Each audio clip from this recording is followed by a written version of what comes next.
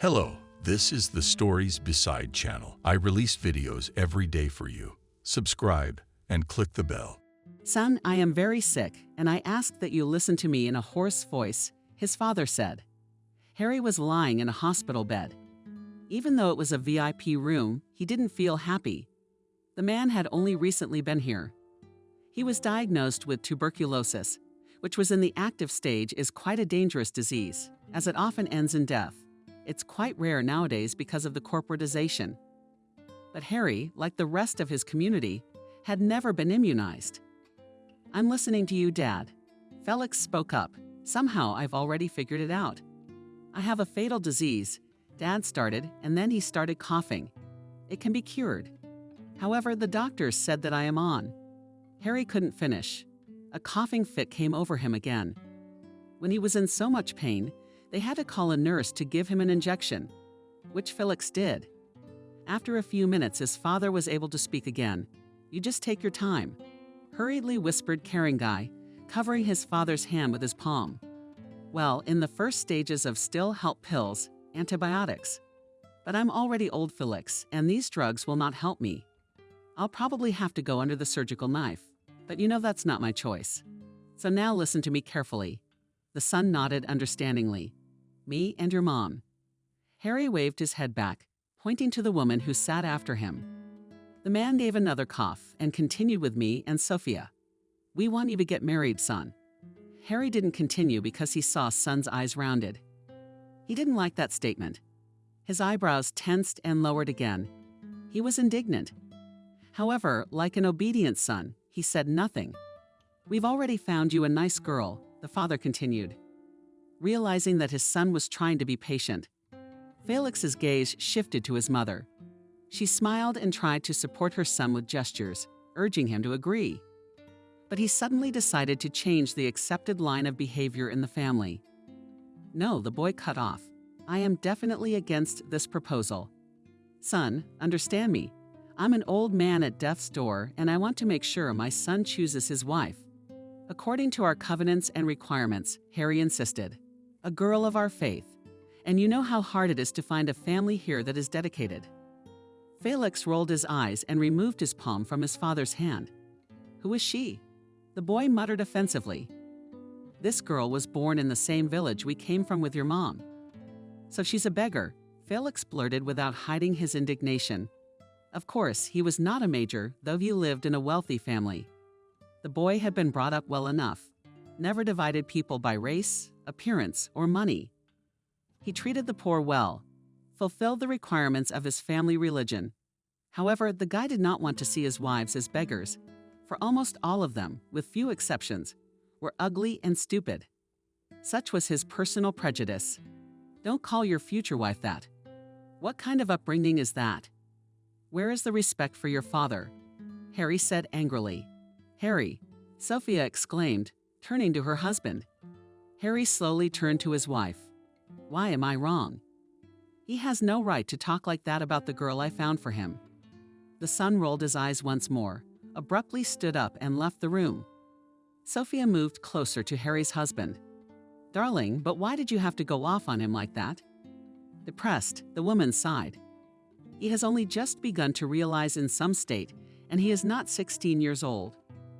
Sophia, he's a mature young man who I thought was mature enough to have this conversation. Stop coddling him. He needs a wife, Sophia. And I found the perfect girl, the man said sternly. Harry had another coughing fit and could no longer speak. Sophia looked sympathetically at her sick husband and hoped that her son would fulfill his last will. Honey, are you busy? Asked the mother, entering Felix's office. That same day in the evening, he was sorting out some documents. Son, I am very sick, and I ask that you listen to me in a hoarse voice, his father said. Harry was lying in a hospital bed. Even though it was a VIP room, he didn't feel happy. The man had only recently been here. He was diagnosed with tuberculosis, which was in the active stage is quite a dangerous disease, as it often ends in death. It's quite rare nowadays because of the corporatization. But Harry, like the rest of his community, had never been immunized. I'm listening to you, Dad. Felix spoke up. Somehow I've already figured it out. I have a fatal disease. Dad started, and then he started coughing. It can be cured. However, the doctors said that I am on. Harry couldn't finish. A coughing fit came over him again. When he was in so much pain, they had to call a nurse to give him an injection, which Felix did. After a few minutes, his father was able to speak again. You just take your time, hurriedly whispered caring guy, covering his father's hand with his palm. Well, in the first stages of still help pills, antibiotics. But I'm already old, Felix, and these drugs will not help me. I'll probably have to go under the surgical knife, but you know that's not my choice. So now listen to me carefully. The son nodded understandingly. Me and your mom. Harry waved his head back, pointing to the woman who sat after him. The man gave another cough and continued with me and Sophia. We want you to get married, son. Harry didn't continue because he saw son's eyes rounded. He didn't like that statement. His eyebrows tensed and lowered again. He was indignant. However, like an obedient son, he said nothing. We've already found you a nice girl, the father continued. Realizing that his son was trying to be patient, Felix's gaze shifted to his mother. She smiled and tried to support her son with gestures, urging him to agree. But he suddenly decided to change the accepted line of behavior in the family. No, the boy cut off. I am definitely against this proposal. Son, understand me. I'm an old man at death's door, and I want to make sure my son chooses his wife. According to our covenants and requirements, Harry insisted. A girl of our faith. And you know how hard it is to find a family here that is dedicated. Felix rolled his eyes and removed his palm from his father's hand. Who is she? The boy muttered offensively. This girl was born in the same village we came from with your mom. So she's a beggar, Felix blurted without hiding his indignation. Of course, he was not a major, though he lived in a wealthy family. The boy had been brought up well enough, never divided people by race, appearance, or money. He treated the poor well, fulfilled the requirements of his family religion. However, the guy did not want to see his wives as beggars, for almost all of them, with few exceptions, were ugly and stupid. Such was his personal prejudice. Don't call your future wife that. What kind of upbringing is that? Where is the respect for your father? Harry said angrily. Harry, Sophia exclaimed, turning to her husband. Harry slowly turned to his wife. Why am I wrong? He has no right to talk like that about the girl I found for him. The son rolled his eyes once more, abruptly stood up and left the room. Sophia moved closer to Harry's husband. Darling, but why did you have to go off on him like that? Depressed, the woman sighed. He has only just begun to realize in some state, and he is not 16 years old. Sophia, he's a mature young man who I thought was mature enough to have this conversation. Stop coddling him. He needs a wife, Sophia. And I found the perfect girl, the man said sternly. Harry had another coughing fit and could no longer speak. Sophia looked sympathetically at her sick husband and hoped that her son would fulfill his last will. Honey, are you busy? Asked the mother, entering Felix's office. That same day in the evening, he was sorting out some documents. The desk was a terrible mess, as was the whole room in general. His mother never entered the place without asking, because she knew that her son should not be distracted when he was working. They lived in the same apartment, but it was very large and could accommodate 3 families at once. Felix's parents were engaged in the florist Chechen business, had a network of flower stores, invested in securities, and Felix also knew stock quotes and made good money on it in addition to the parental income. Harry used to run the family business, and his son helped him. However, when the man fell ill, Felix began to solve all the cases himself. He was a savvy and intelligent young man for his 23 years. He knew a lot about running a business and economy, and about working with people. He really managed to handle all the issues in the absence of his father and the client. The flow was only increasing every quarter, and so was the income. Sophia was proud of him. Though she never got into the business, her husband and son always shared their successes with her, and she was the fairy of a cozy home. Sophia was also fond of Florentine and sometimes supervised the designers who decorated the shop windows. And sometimes she had a hand in it herself, which brought her immense pleasure. Their family was strong. Everyone supported each other and lived in perfect harmony. Felix loved his mother very much. She was gentle, attentive, caring, and, in general, had all the qualities of a good wife, mother, and mistress. His father was strict, demanding, but fair and kind. Never condemned people, gave sound advice, and sometimes punished for the cause, believing that it is not necessary to wait until fate itself will give Felix life lessons. The guy loved his parents very much. They really always supported him in all endeavors, and he was very happy about it. "Ladies, come in," replied Felix, without raising his head. He was now carefully looking through the documents because he decided to get rid of unnecessary papers that were no longer needed. Sophia quietly entered the study, sat down on the chair opposite the desk. "I'm listening to you," Mamia said affectionately to her son. "I wanted to talk to you about this morning's conversation with your father," the woman explained her intentions. Felix immediately changed in his face. He became more gloomy and dissatisfied. His mother seemed to notice his frown and added, "Don't be so skeptical. Your father and I want what's best for you. Don't you see our efforts? Please understand your father's situation. He's dying, Felix, and he wants to make things right for you, to help you help me. Who needs help getting married? Why can't I find a girl I'll love, who'll be the right mom? My father and I wouldn't mind that. But time is running out. You won't have time to find a girl of the same faith as ours. And that's exactly what my father would want. It's very important. Son, this is the history of our family, our ancient lineage, of which we are all so proud. You must make your way with a woman of the Tao. In this, I'm afraid you have no choice. Can you imagine how many generations of our ancestors have adhered to this righteous faith? How many have suffered for it? What a long way they traveled, bringing Taoism here to Russia. We must honor and remember them, son. Accept your fate.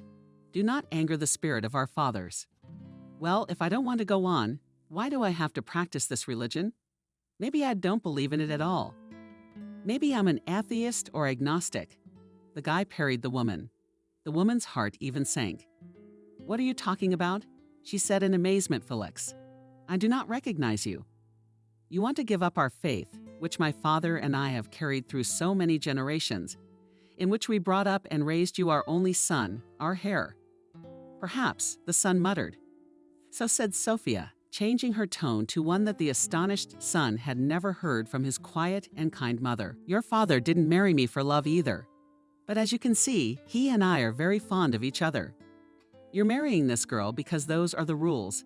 And if you want to be part of our family, our big family," Mother added threateningly, "then you will have to accept it." With those words, the woman got up from her chair and walked towards the exit of the room. "If I really had a choice, I wouldn't have been born into your family," bitterly whispered the son. However, the woman heard it. She rolled her shoulders sorrowfully, but said nothing more. She was hurt that Felix didn't want to realize how important this was to them. They were doing so well, and this idyll would have continued until Felix became more and more understanding about the 3 pure to keep my husband alive, to prolong it yet let him heal from his serious illness. I pray you." Habitually, the woman called out to her gods.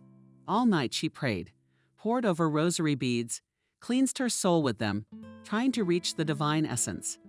And with the first rays of sunlight, she felt much better. "Son, I have something to tell you," Sophia said at breakfast. What else did Felix say? Choking on his cereal. "Daddy's condition has worsened. He needs emergency surgery to remove part of his lungs." The woman said sadly, "We've decided we need to improve our chances of success and intend to go to Germany. They have the best clinic in Europe. Many difficult patients have been treated there. Therefore, your father and I hope for a favorable outcome and want to enlist your support." Felix listened carefully to his mother. This plan was really good in Germany, true, some of the most advanced medical technology in the whole world. However, what kind of support would they expect from him? Financially, the family was fine with money. Of course, his parents expect him, Felix, to fulfill their request and get married as soon as possible. "I take it you're still talking about the same thing?" asked the boy to his mother. "What do you think, son?" Question to question, Sophia answered. I guess I'll have to get married after all." The woman frowned, but there was a maternal tenderness in her gaze. "Yes, son. If you respect and love your father, will you do it?" "I'm right." Felix thought for a moment and nodded. He knew that he would not go against the will of his father, who was at death's door. The boy loved his father, and if for his father's peace of mind he needed to get married, he would do it. "So when will I see my bride?" the young man asked, rising from his chair. "The engagement is in 3 days. At the ceremony, the girl's father will give his traditional consent to the wedding. You will meet their family. Everything will be fine." The mother tried to cheer up her son. Of course, it didn't encourage him in any way. But Felix appreciated his mother's efforts. She really wished him happiness and hoped that he would find his love in this girl. Even if not immediately, but it would happen sooner or later. The woman looked fondly at her son. He had matured so much and become a real man. That's how she always dreamed of raising him. Sophia herself lived in poverty and was married off to just such a poor guy from the same village of her dear Harry. But they managed to make a good life, moved to the city, had a boy, and lived happily ever after. She couldn't believe that it could all come crashing down in an instant. All their dreams of growing old together could go down the drain. But life is unpredictable. Nothing lasts forever, and it's only by knowing this that we gain immortality. She believed in the Tao. Her husband believed in the Tao. They would be immortal because they knew the truth. This knowledge warmed her soul and supported her in the most difficult moments, when it seemed that nothing would pull her out of the bottom. The Tao is eternal. "We're not, son. I'm glad you listened to my will," Harry said into the receiver of the telephone. "Dad, what are the guarantees for the success of the operation?" My son changed the subject. There was silence in response. That hardly meant anything good. "In the best-case scenario, part of one of my lungs will be removed. The painful part, followed by a transplant, so I can live a normal life. I didn't want this operation, you know, but your mother insisted, and I couldn't refuse her." The son didn't answer anything. He didn't know how to support a man who was facing a very risky operation. Harry was on the verge of life and death, and those close to him could only manfully watch him suffer. Yes, to try and ease that suffering a little. "You'll be at the engagement party. Has the son finally spoken?" "Yes, as long as my condition allows it. So I won't leave you there with your mother," Harry tried to joke. The day of the engagement came. The bride's family received the dear guests. This village was called. The flight here with one layover followed by a 2-hour ride in a comfortable cab. It was long and tedious. But Harry, who'd been drugged beforehand, was doing well. The family name was Singh, and they were descended from an ancient Chinese family. Cindy, like Felix's family, had moved from China many years ago and were now documented English, but with Chinese surnames.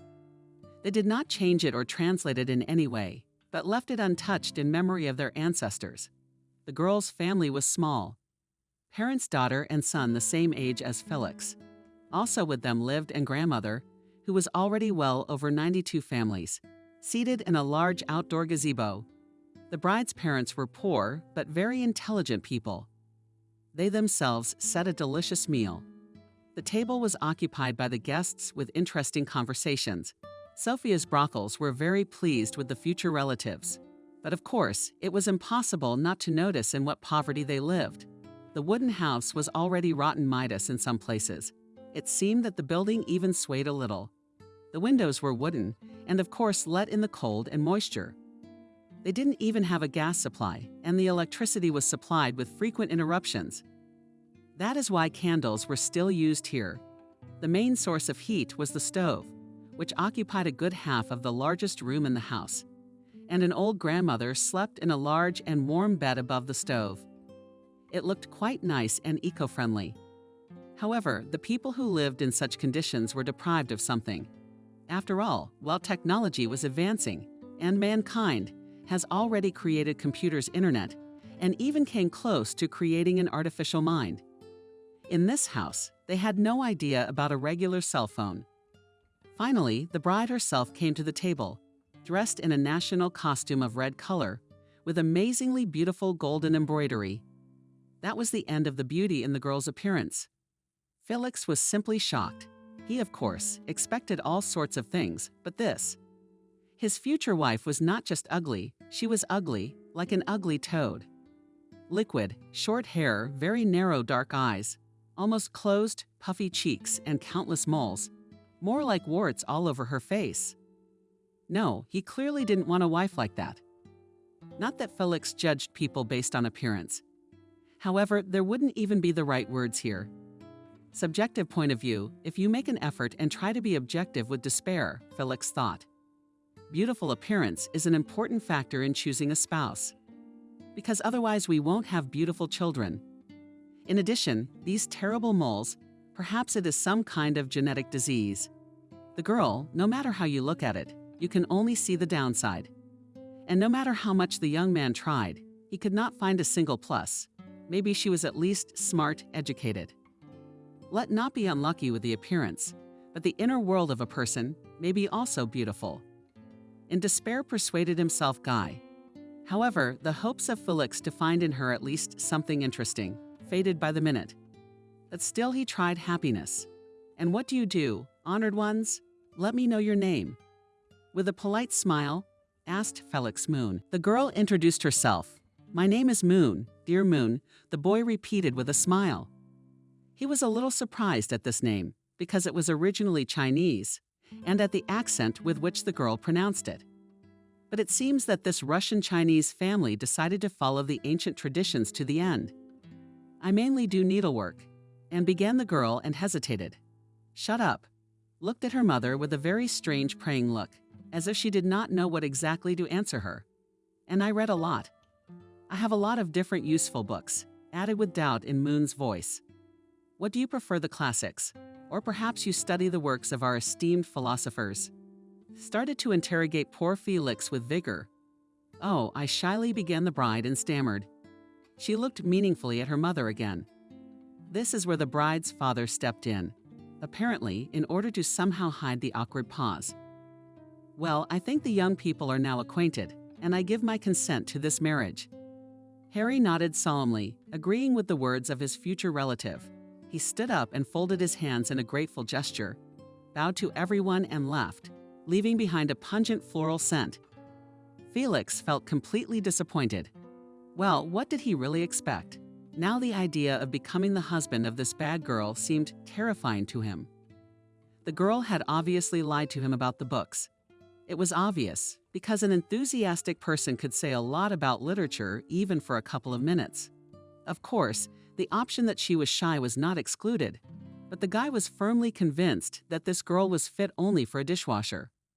He didn't want a wife like that, a perfectly promising wife who would just please her husband at the thought of how exactly she would do it.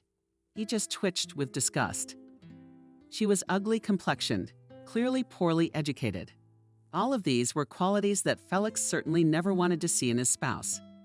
Damn it, let others sort out such young ladies. Inwardly flared up Guy. Obviously, many fanatics would like them, but not him. He was looking for a girl who was beautiful, free, had her own views and principles. But now he had no other choice. Only marriage. Obviously, this marriage would benefit both families. Moon's parents would use this kind of kinship to set up their own. Daughter Felix's parents would find peace and happiness for a son who married a girl of his faith. And the guy realized that he was stuck in all this up to his ears. Giving up his family was not an option, or they would have disowned him. He consoled himself only with the fact that even with all the orthodoxy of their community, so that it was empty. Divorce had never been abolished in this country. He'd have to get married. What can you do? But then he's bound to divorce her after a while. Mom, please. I don't want to marry a girl I don't love. Felix made one last attempt. When they got home, Sophia was cleaning up after dinner, and Harry was resting on the sofa, reading a book, occasionally reminding himself with a loud cough, "We'll get along." Mother exhaled. She was clearly tired of these conversations. The woman understood how difficult it was for her son to take this step. Sophia remembered her husband, who also tried to escape from the wedding to the last, but in the end they got married and began to live happily. Everything in this life can be endured, she continued. You don't know what she'll be like in marriage. You shouldn't be so desperate right away. What happens if I don't marry this girl? That's out of the question. But if you decide to do that, you'll ruin our family relationship forever. You must realize that they are doing this for money. Felix pleaded. Do they want money? Yes, it's undeniable. What we need is a marriage to a pure girl of your faith. That is your father's will, and as a son, you must fulfill it. That's right, Sophia. A man in the other corner of the room chimed in. The woman finished washing the dishes, wiped her hands on a towel, and looked at her son with a smile and tenderness. Honey, I'm sure you're very wrong in your beliefs. You'll see. Your father and I have found a wonderful match for you. Felix suppressed, nodded, and left for his room. As he was about to enter the bedroom, he heard a muffled dialogue between his mother and father. He decided to cautiously eavesdrop on his parents' conversation. Opal, is this really so necessary? In a concerned voice, Sophia asked, I must, while I am alive, see my son who has acquired a wife of his faith. Yes, I may not see my grandchildren, but I will have peace of mind, knowing that my son has a worthy woman with whom he will continue our lineage. Harry replied firmly, Perhaps we were too hasty. We always wanted him to marry for love, to take his time, to find him a good match, a girl worthy of him. Did I raise him to have such an unhappy union? That's how we got together and got out of this backwater. Sophia and up. I think that our son too, if we raised him to be a real man, will be able to provide the same good life for his wife and then for his children. What if we're making a mistake? What if we're making our son a miserable Harry? I don't want him to hate us for the rest of his life. A woman cried. I understand your worries, honey, but please trust me, he'll be fine.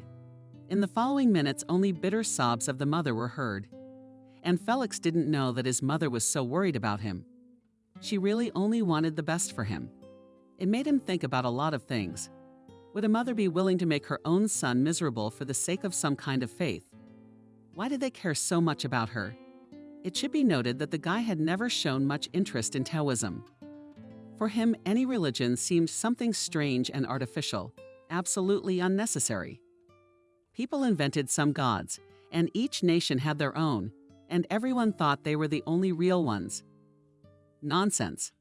People need a higher mind or power to just calm themselves down and give their lives meaning. Who would want to? It's pointless to go through life knowing that at the end of it there will be nothing. Everyone, or almost everyone, has to believe in something. Otherwise, mankind is doomed. But Felix, like most young people, was sure that there is nothing divine in the world. For him, God was only science. But since he madly loved his mother, the guy from childhood pretended to believe, and for him not an empty sound performed all the rituals, observed traditions. Once they even traveled to China, to the historical homeland, to immerse themselves in Taoism, as in the Celestial Empire was the birthplace of this faith. And of course, the followers and temples there were innumerable. However, with each year of his growing up, he went more and more into science. He studied at the Faculty of Geology, helped his father with business, and began to devote less and less time to spiritual life. Of course, his mother was not happy about this development, and once even forced him into a serious conversation. You are attending our school less and less. You are rarely in the temple. You've stopped meditating and practicing. Mom, you should finally realize that I am not interested in all this. Felix interrupted the woman. What do you mean, not interested? This is your faith. I want to devote my life to science, and Taoism has no place in it. Sophia put his hand to his mouth in a tragic gesture. What the hell do you think you're doing? How dare you say such things? Your father is also not the last man in this life and a successful businessman. But that doesn't stop him from continuing on his path of following the Tao. Have you forgotten the main point of our existence on this earth? The world is full of religion, Mom, and everyone is talking about something different. But I don't think I'll ever be able to join one. It's all foreign to me. The woman sat back in her chair and shook her head. No, Felix, if you give up your faith, you give up me and your father. You will have no family. Is that what you want? So you're willing to give up your own son for your faith. It's the way of the world. We just go with the flow of life. And if you deny me, I will not resist. because resistance is a path to nowhere. Felix shook his head and left the room. He loved his mother and father very much, but at the same time he hated everything about this fucking religion. The guy thought it was moronic.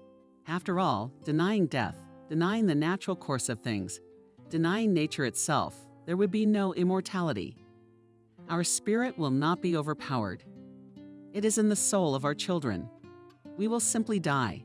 There will be emptiness next. The end. However, after giving it some thought, he made a wise decision. Mom, I'm sorry for everything I said. I was wrong, and I'm ready to continue to give myself to my faith, Felix declared to his mother. Smiled sincerely. She was very glad that her son understood her and stayed in the bosom of family and religion. The woman could not resist him and was insanely happy for the decision her son had made. The boy, on the other hand, was terribly disappointed that for most of his life he would have to pretend and follow the will of his parents. But he just couldn't afford to leave them. They had done so much for him, invested so much in him. Felix had an obligation to repay them by loving their faith. After all, that meant respect and gratitude for their labor. The next morning became very hard for the boy. After yesterday's obedient dialogue of his parents, he felt uncomfortable. Felix felt very awkward at breakfast, which passed in complete silence. Finally, his mother raised her voice. Felix, my father, and I have news for you. The boy immediately tensed up. It did not bode well. Usually his mother tried to prepare the others for a serious topic. As you know, my father needs surgery. She started from a distance. We thought we had more time, but unfortunately, there is no time left at all. We'll have to leave for Germany as early as tomorrow. Felix shouted. Yes, Harry spoke up. But don't act like a capricious girl and get married. The engagement has already taken place. I expect you to obey, not disgrace. Harry. Sophia turned to her husband indignantly. The woman looked at her son and smiled dearly. What your father means is that you will have to get married without us. We won't be able to attend your wedding. Felix's eyes rounded in amazement. Not only did he have no desire to get married, but his parents would not be there on this beautiful day. Anger boiled up inside him. You don't have to worry. There will be no wedding. The boy blurted out. Harry, what is it? Scylla pounded the table with his fist. Sophia flinched at her husband's reaction and then almost cried herself. That was how much her son's statement struck her. Felix, sonny, what are you saying? Sophia said reverently, covering her son's hands with her own little warm palms. However, Felix threw an angry glance at his mother and snatched his hands from her embrace. I don't want to marry Moon. She disgusts me. Explained his words to the boy. I don't care if you want to or not. The father gritted his teeth. You are my son, and you will obey my will. If you don't want to lose that role, fine, then you're no longer my family. I'm leaving just as rudely replied Felix. He abruptly got up from the table and went to pack his things. Felix, stop, shouted his mother after him. She was about to run after her son, but her hand was grabbed by Harry. Don't, darling. He has made his choice, and we must not interfere with it. Tears came to the mother's eyes. The woman didn't want it to turn out this way. Sophia wanted to avoid this conflict by any means necessary. But Harry had ruined it. Sophia didn't know. Whether it was the disease affecting him so negatively or his temper. Her George was a strict father. Sometimes he would say something very hurtful, but it was always the truth, and though it was hard for Sophia to admit it. But even now her husband was right. Felix had been born into their family, so he should have followed their traditions. But he's grown up now, and it's up to him to decide what he wants to do. The central idea of Taoism. Go with the flow and don't fight back. If Felix decided to go, let him go. The guy stuffed in his bag, into the car, aimlessly staggered around the neighborhood and reflected on what had happened. It seemed to him that the whole world suddenly turned against him. What injustice! Was it his fault that he was born into this family? Of course not. But they provided for him, gave him a good education. No, he owes them everything. Or should he go against his parents' wishes? Alex, I can sleep over tonight, said Felix into the phone receiver. No problem. Only then buy something to chew, answered the friend. The guy complied with the friend's request and lurked with a whole bag of different food. But at least it was lunchtime. His appetite was completely absent. He could not eat when so much had come upon him. Arriving at the right address, Felix went up to the floor and rang the doorbell, which fell off after a few seconds. "Come in." Felix invited his friend in. Alex's apartment was much more modest, but he rented it completely alone. No parents, no rules, no religion. Absolute and quiet solitude. The hallway was quite small, as well as the only room in the apartment. However, everything was very cozily arranged. Felix made his way into the room and sat down on the couch. The friend whirled around the apartment, closed the door, put the kettle on. "At night you will tell me what's the matter," unceremoniously asked Alex, sitting down opposite the friend. He was not distinguished by special neatness in conversations at once spoke in essence and directly to the face. On the one hand, it was a good trait. On the other hand, sometimes very offensive. Ask him, for example, how he liked his new jacket, and he would answer honestly, "It didn't look good." That couldn't help but offend. But better the bitter truth than a sweet lie. Yes, parents are a problem. Felix answered with a sigh. He always liked to start all conversations from afar to prepare the interlocutor for the future dialogue. He had inherited this trait from his mother. They told him to move out finally, Alex suggested, trying to make a joke. Felix was silent. He didn't know how to tell his friend about his worries. He and Alex had been friends since childhood. However, their paths diverged when the guys graduated from high school. Alex went to study to be a sound engineer and devoted his life to music. He did not have the same rich parents as Felix, and he achieved everything by his own labor. Felix went to university thanks to his parents' money, because he was smart enough, but not persistent enough in achieving his goal. No one ever set a goal for him to enter on the budget. They just paid for education, and that was the end of it. However, Felix decided on his future specialty himself and studied at the university with pleasure. "My father wants me to get married," sadly muttered Felix, lowering his head. "Why so sad?" "It's great," answered Alex. Laughter. Indeed, not understanding his friend's mood, he himself had no personal life. Alex devoted himself to his career and never thought about his family. He hadn't finished university yet, but he was already earning well, as fate gave him a job in a famous studio, where quite wealthy artists and bloggers recorded their albums and podcasts. It wasn't until later that Alex got it. Felix probably didn't think about getting married either. He had a steady business. The kid obviously didn't want to settle down so quickly. Now the expression on Alex's face became sympathetic. "To whom?" "Careful," asked Alex's friend. "That's the thing," sighed Felix. "On some village girl is depressed," he added. "That poor little villagers hardly touch your heart anymore." The boy tried to cheer up his friend with his jokes. "What's that got to do with it?" Felix got angry, as if coming out of a trance. "It's not even about social status. First of all, I don't want to have a wife right now. I wanted to rise up on my own first, not sit on my parents' neck. And secondly, would a girl like that make me happy? She's uneducated, unattractive, and hardly a good hostess." "So you've already met her, Alex?" "We were already engaged," shouted Felix. "My parents decided everything for me."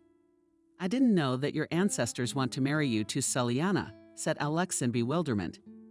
"No, they just want my wife to be a girl of their faith, and they don't care if she will be a beauty or a native smart or not." I did not mention another circumstance ignored the last question of the friend. Felix gloomed. "My father is dying." "God." Alex stretched. "I sympathize." "He wants to see me married before he dies," continued the guy, "and unfortunately, for today found only this frosting." "Wait, what was it about her you didn't like so much?" "Lack of education." "Can you teach her?" "Beauty." "Can you change that too?" "I can't." Felix thought for a moment. "I just didn't think it would be so soon. So soon I'd live to see it. I'm not done yet. I haven't done anything, achieved anything. And they're already asking me to get married and have children. And anyway, you haven't seen her, Alex. It's something. I'm telling you." The guy said all his claims out loud and suddenly amazed himself. For a long time, he didn't understand what it was that repulsed him so much. And only now came the realization all too quickly. He was only 23 years old. Everything was supposed to be ahead of him. He wished he could take as his wife a woman he truly loved, with whom they would be soulmates. He didn't care what her faith was. She could be an atheist. He just wanted true, sincere love, not a marriage that was necessary to please his father. The guy felt like a serf who was forced to marry. "Tell me, Alex, what injustice is this?" After a long silence, asked Felix. "I understand that this girl is being married not so much for you as for money." "Well, of course," confirmed Felix sadly. "So let's not despair. I'll help you. I have a good plan." "Maybe it will work," Alex declared. Felix, the Novostroika, had better move closer to his friend. He wanted to hear this brilliant plan. Alex had always had a knack for getting out of situations. Once at school, they threw a desk out of the window. Alex everything. So the principal and the teacher were to blame. However, that's another story. Having listened carefully to his friend's ingenious plan, Felix realized that he would do everything Alex came up with. It seemed like a really good way out. When the young man returned home the next day, his parents were already gone. They had left. Felix felt abandoned. Did he have the right to be here at all? After all, a day ago he declared that he did not want to have anything to do with this family. The guy decided to make a call alone to his mother. The phone rang. "Mom." Felix began. "What, son?" Gently but tiredly, the woman answered. "I'm sorry for everything I said this morning. I'm very ashamed of those words. I love you and your father, and I am ready to get married," the boy declared. Felix cried out excitedly to Sofia. Sounds could be heard in the phone. "I was so worried when you didn't show up. You'll have to forgive your father's rudeness." He did. By the way, as he interrupted the woman's son, "He's supposed to have surgery in 5 days. We're running some tests now." Okay. There was an awkward silence. Sofia was the first to break it. "Felix, we never got a chance to talk about the wedding because we're running out of time. We decided to have it in a week. As we said, my father and I will be absent, but morally we will be with you." "I understand. We are kind of indifferent," replied the son. He wasn't really interested in the details. His plan was a little different. They talked a little more about each other's well-being and said goodbye. Now Felix had to wait for the wedding day. The guy did not prepare for it at all. Unlike the bride, who was picking out jewelry and trying out her hair, her relatives were in charge of organizing the event. However, Felix's parents helped them financially. Felix himself continued to do business. He studied, and everything in his life flowed as it was before. Finally, the time of the appointed rite came. All this week, the guy felt terrible, conflicting emotions, but still took a plane ticket and flew to the event. He turned off his phone a couple days before the flight because he was mad at his father and did not want to listen to his last instructions. The wedding, as well as the engagement, took place in the same remote from civilization, sparsely populated village. To be more exact, near it there were endless fields, renewed with forest, where there was a temple Datsun, in which the marriage was to take place. The temple was small, but beautiful enough. A great many people came to the ceremony, mostly from the bride's side. The groom's parents didn't have that many friends or relatives, because those parents were either dead or had simply cut off all ties with their wealthy urban distant kin long ago. When Harry and Sofia had moved into town and started their own business, many of the distant relatives and friends had become jealous of them, and all communication with them had ceased, in and of itself.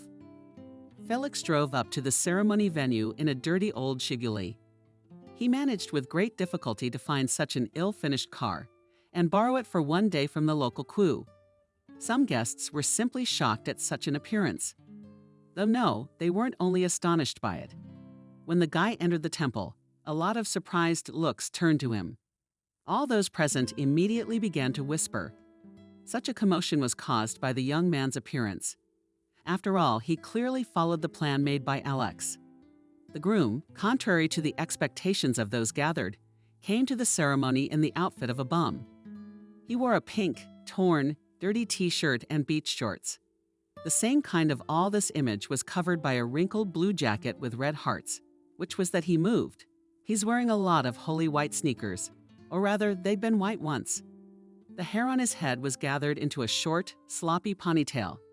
He bought the whole outfit at a flea market the day before his wedding. The guy had purposely chosen the lamest and weirdest clothes. It was very difficult. And the sellers looked at the foreign buyer with surprised eyes. How such a solid man who came to the market in a branded suit can buy such a thing? But all this was done for the sake of this very day, for the indignant looks, the guests, and their dissatisfied whispers. Some did not even hide their obvious displeasure at the appearance of the groom. Demonstrably, they got up and left the ceremony. One man even ventured to ask what this strange boy forgot in such a sacred place, to which Felix cheerfully answered him that he had come to get married. All this performance I watched inwardly laughing. Alex, the man who was the creator of this ingenious plan. When almost all the guests sat down and began to look at the groom with eyes full of anger and disappointment, the guy came forward and said, "Dear guests, I understand your angry looks, but the explanation for my appearance is very, very simple. My parents have gone bankrupt."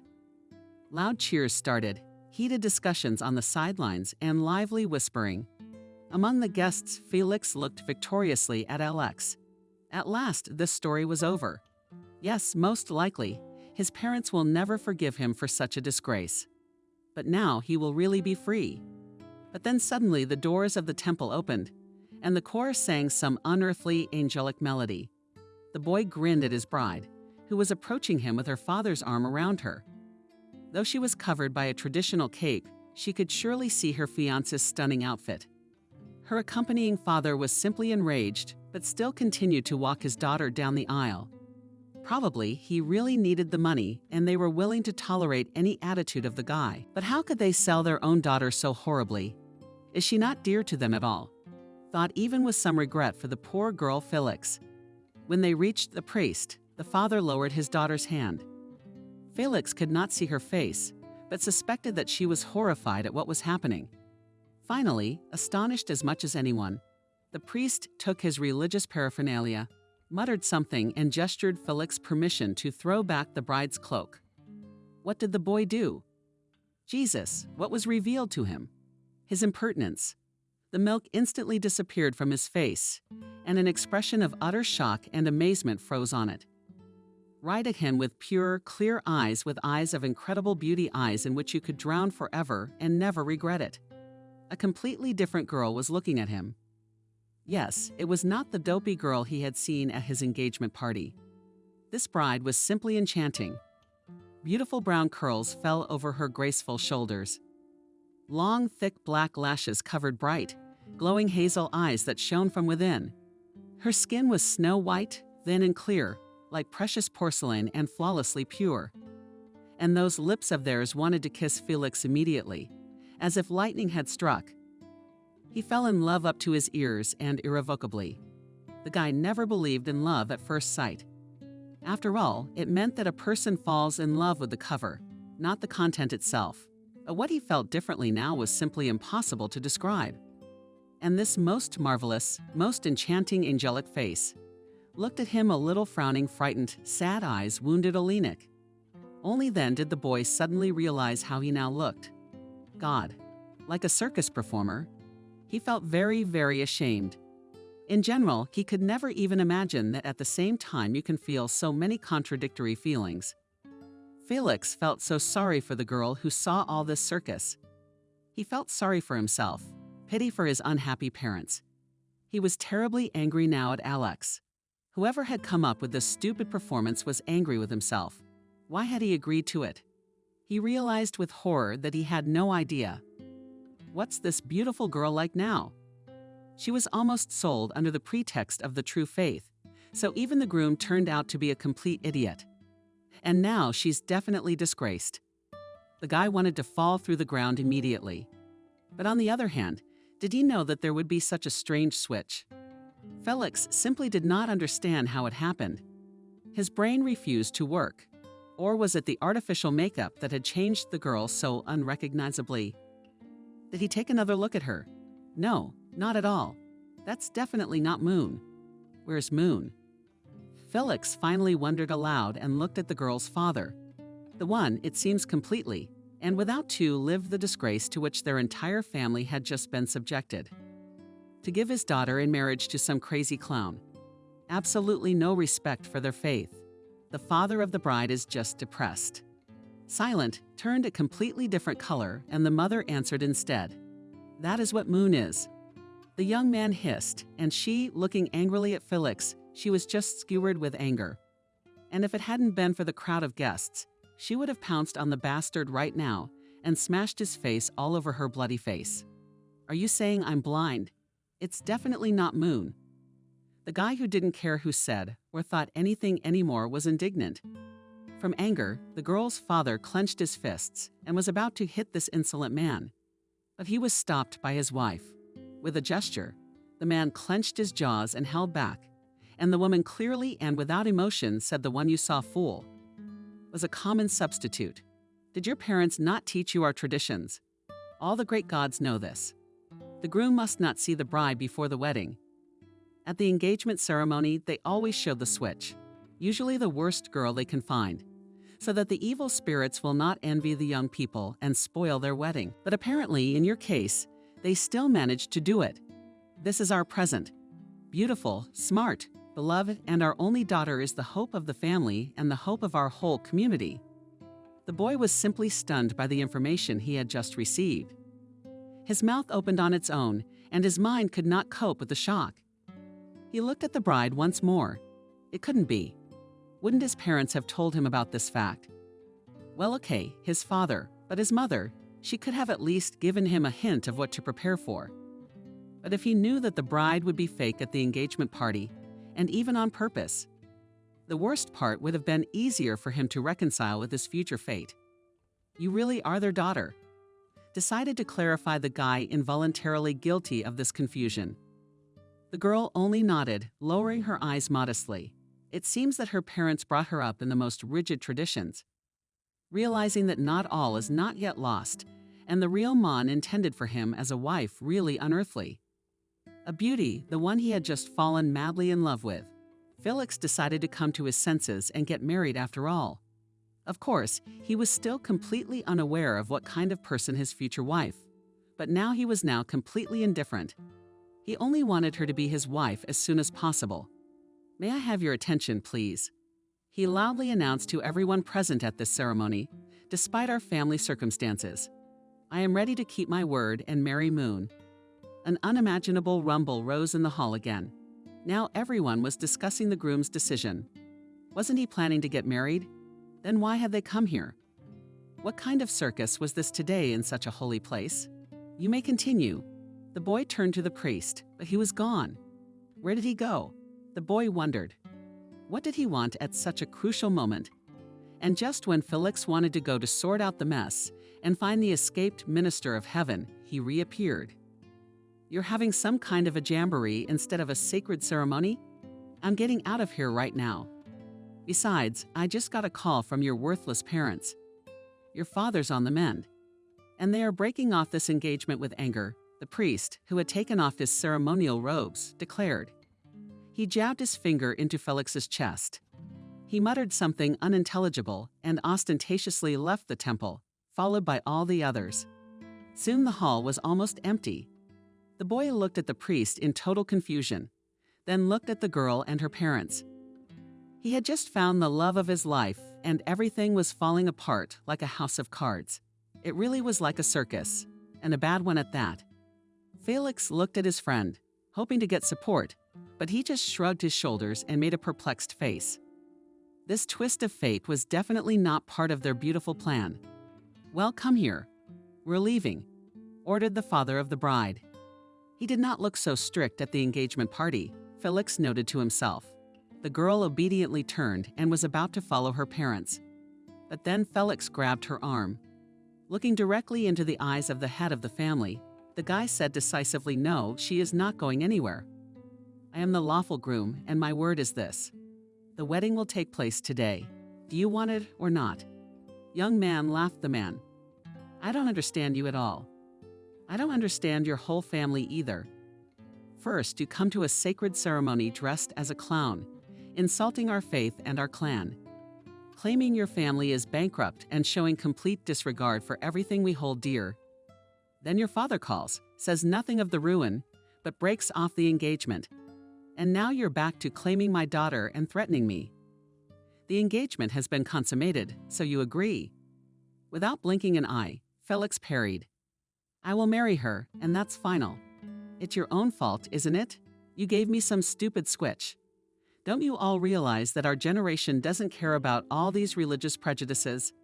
Of course, it wouldn't have been a circus if I'd seen the real one, but now I insist I have a legal right to your daughter. You practically sold her to me.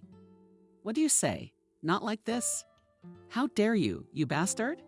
The man hissed and hit Felix in the face with all his might. From a strong blow, the guy fell down and dropped his hand to his soulmate from his nose. He bled under the eye, blurred a large black eye. Yes, Amin cried out to the wife of the father of the family. Looks like they call everyone in their family by their Chinese names. Or is that some kind of switch too? Despite the pitch, Felix grinned to himself. He stood up, wiped the blood from his face with his sleeve, and returned the insufferable scoundrel's favor. The woman screamed, the daughter stood like a statue in her finery, and the few men present tried to break up the fight, but they were unsuccessful. Finally, Alex and another massive young local managed to do so, and they pulled the frustrated groom and father-in-law apart. What are you doing? Fool, spoke Alex quietly.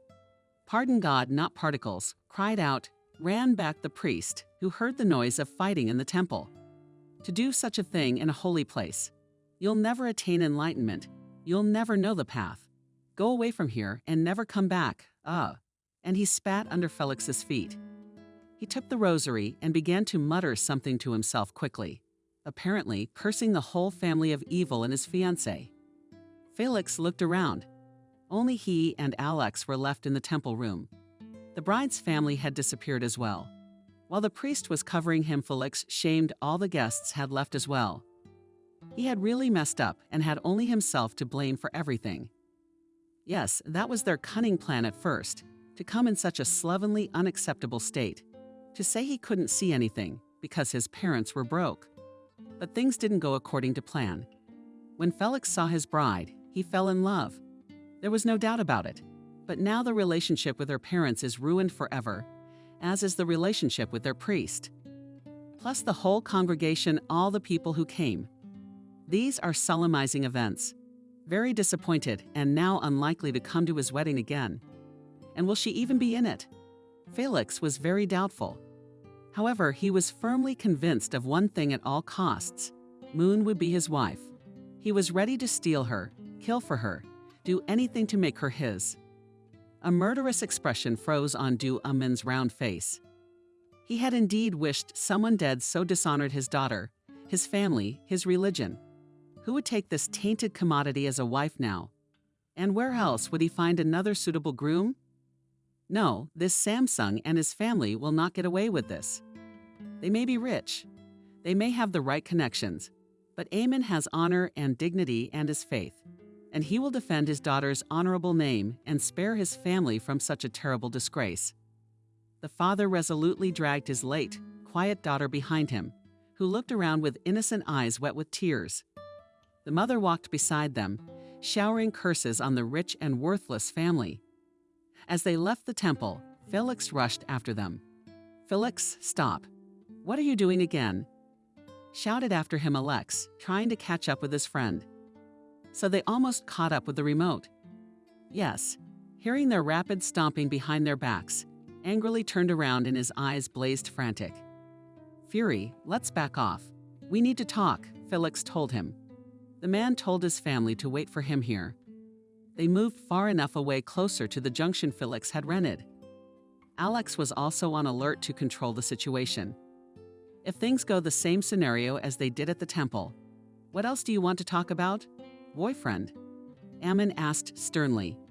You know very well what I want to marry your daughter, and I will do anything to get her. Well, can I congratulate you?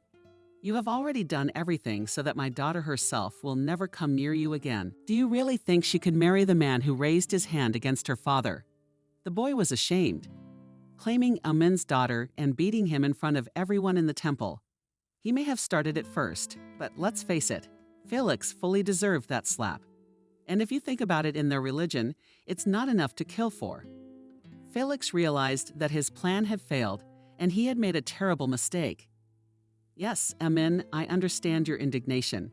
But the guy started to apologize, but he was rudely interrupted. But do you really have any excuse for your behavior? The man started yelling. I didn't mean for it to come out this way. Please understand, you have deceived me. But the betrothed was a completely different girl, and you've already been explained well enough by the underdog. Why is that? Besides, you are utterly unworthy of mine. You don't know what duty is and love only the beauty of a man's outer shell. The whole point of our engagement is to see the inner beauty. But you won't understand why I'm trying. Felix shook his head in frustration. He wanted to just take it off his shoulders and shake it properly to put it in order. God, how much nonsense could he take today? Inner beauty? Is he serious? How can you see the inner beauty of one person in another? Yeah, but when did I have time to see the inner beauty? Moon, if I haven't even seen her once restrain himself as calmly as possible, he said to his opponent. According to your very logical tradition, I should see her rich spiritual world in another. That tradition, as you put it, is also yours. Whether you like it or not, Father Moon objected. If you remember, your parents raised you in the tradition. Dao caustically remarked to Da Amun. True, as I see it, they didn't succeed in that, he added. With bitterness. My parents forced me to get married. I didn't want to. I don't practice any Taoism. I'm a future scientist, and I don't care about all religion combined, exclaimed young Felix with all the fervor of a young man.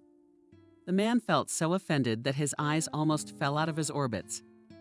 He looked at the impertinent boy and gritted his teeth, threatening him with his finger. You will never be my son-in-law. I will not allow it. You and your family disgust me. You broke our family and paid for it. I will never give you my daughter. Goodbye. With those words, the man turned and walked towards his family, leaving the two young men in a complete stupor. I don't get it now. He just said he wouldn't give me his daughter. Felix said slowly, What did he want, buddy? Alex was amazed. This is not a toy. And not always everything turns out the way we want. Disappointedly added the friend and went towards the car. Felix silently looked after him. He has not yet fully recovered from everything that happened today, and he was already offended by his friend, so he caught up with him and stopped him. Sanik, what are you doing? Surprised asked the groom. The friend looked at him disappointed. And you really do not understand? No, bro, explain. You think that because you were born into a rich family, you are allowed everything. Rich parents solve all your problems. You're used to getting everything you want. But you know, I can disappoint you. The world doesn't revolve around you. Shouted Alex. I've never heard you say that before, Alex. That's crazy, Felix. Are you jealous of me? Jealous of what, Felix? What you didn't get. It's the unwilling beauty, or that you insulted her father, beat him, and then you question and sincerely do not understand why he does not want to give you his daughter in marriage. You've got a lot of nerve, Felix. Not only have you shown no respect for your parents' request, but you think that after everything you've done here, you're going to be of any use to anyone. Wait a minute, you're the one blaming me for things that aren't my fault. I wanted to make fun of people like that, and I didn't beat up my father. I was only trying to help you, and you were a complete idiot. You came up with the plan, asshole. You helped me pay it off, and now you're renegotiating liability. That plan certainly didn't include fighting and insulting your fiancé's parents. Yeah, you want to know why it went so wrong. Felix raised his voice even higher. I fell in love with her as soon as I saw her. Yeah, Sonia, I fell in love with that girl. You're out of your mind. What love? Damien said it right. You just want a pretty doll. Love. Felix is a job, not one lustful look at a scared girl. She could be Angelina Jolie. But that's not love. Fool. Fuck you. You're not my friend anymore. Felix has declared. I don't want to be friends with shit like you and Felix. I hope we never cross paths again. Goodbye. And Alex left too. This got in place. This day was supposed to be the happiest day of Felix's life, but it was the exact opposite. Now he hated this day himself and his parents. That Danfield and that stupid temple. Why? Why didn't they tell him? For the 100th time? He asked himself, as if mocking him. More torrential rain came down. Felix cursed the whole world. Why did he have to suffer such a universal injustice? He had been abandoned by all the friends of the bride's parents for sure and his parents. Judging by the 15 missed calls, the guy didn't want to answer at all. They would now be heaping accusations, swearing and sending the same curses as the priest and Father Moon, even though they themselves had a hand in the whole shebang. To announce that they had changed their minds when the son was already holding his Narayan's hand. What nonsense is this? Did they really think in hindsight that this was how they were saving him? Felix kicked a huge stone with his foot in terrible frustration and howled in pain. The beautiful face, the real Moonwoo, flashed before his eyes again. He would always remember that look of confusion and interest. He sat down and his near Magoo, picked up on the road, walked far ahead. Alex told him not to turn on the fool and at least get back with him together. The next day, they flew safely to their hometown and went in different directions for the whole way back, once chatty as 40. Alex didn't utter half a word. Felix sat on his soul as well. His parents had called so many times that he just turned his phone off. Maybe they had already arrived. However, entering the apartment, he realized that this was not the case. There was no one at home. Everything remained in the same place. And only at your without watering flowers reminded reproachfully of his tender mother. He'd forgotten to leave his neighbor the keys. How is Mom there? She must be terribly worried. Felix dared to call her and find out the details of his and his father's motivation that had led to such monstrous consequences. Yes, answered his mother's sleepy voice. It's you, Felix. Great gods, where have you been? Sorry, Mom, apologized the boy. I saw that you called me many times, but I couldn't answer. The mother tried to say something, but Felix interrupted her mom. The priest interrupted the wedding after you called. Tell me, why did your father do that?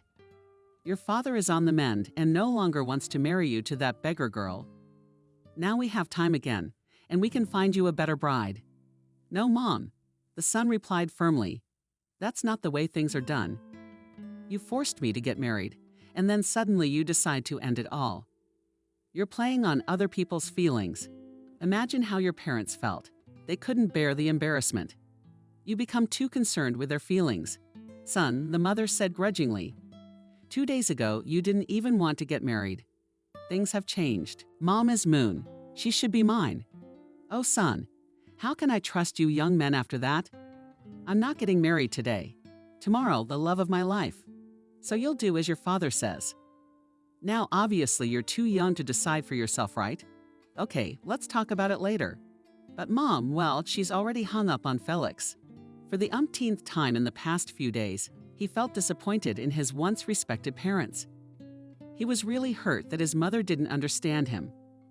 Not even because she and his father had conditioned him and almost threatened him. He just stopped understanding anything about their motives and their actions. They talked him so hard into getting married, and now they didn't want him to. The hell of it. The guy flopped down on the couch and covered his face with his hands. He didn't understand what to do next, how to live. His friend had turned away from him.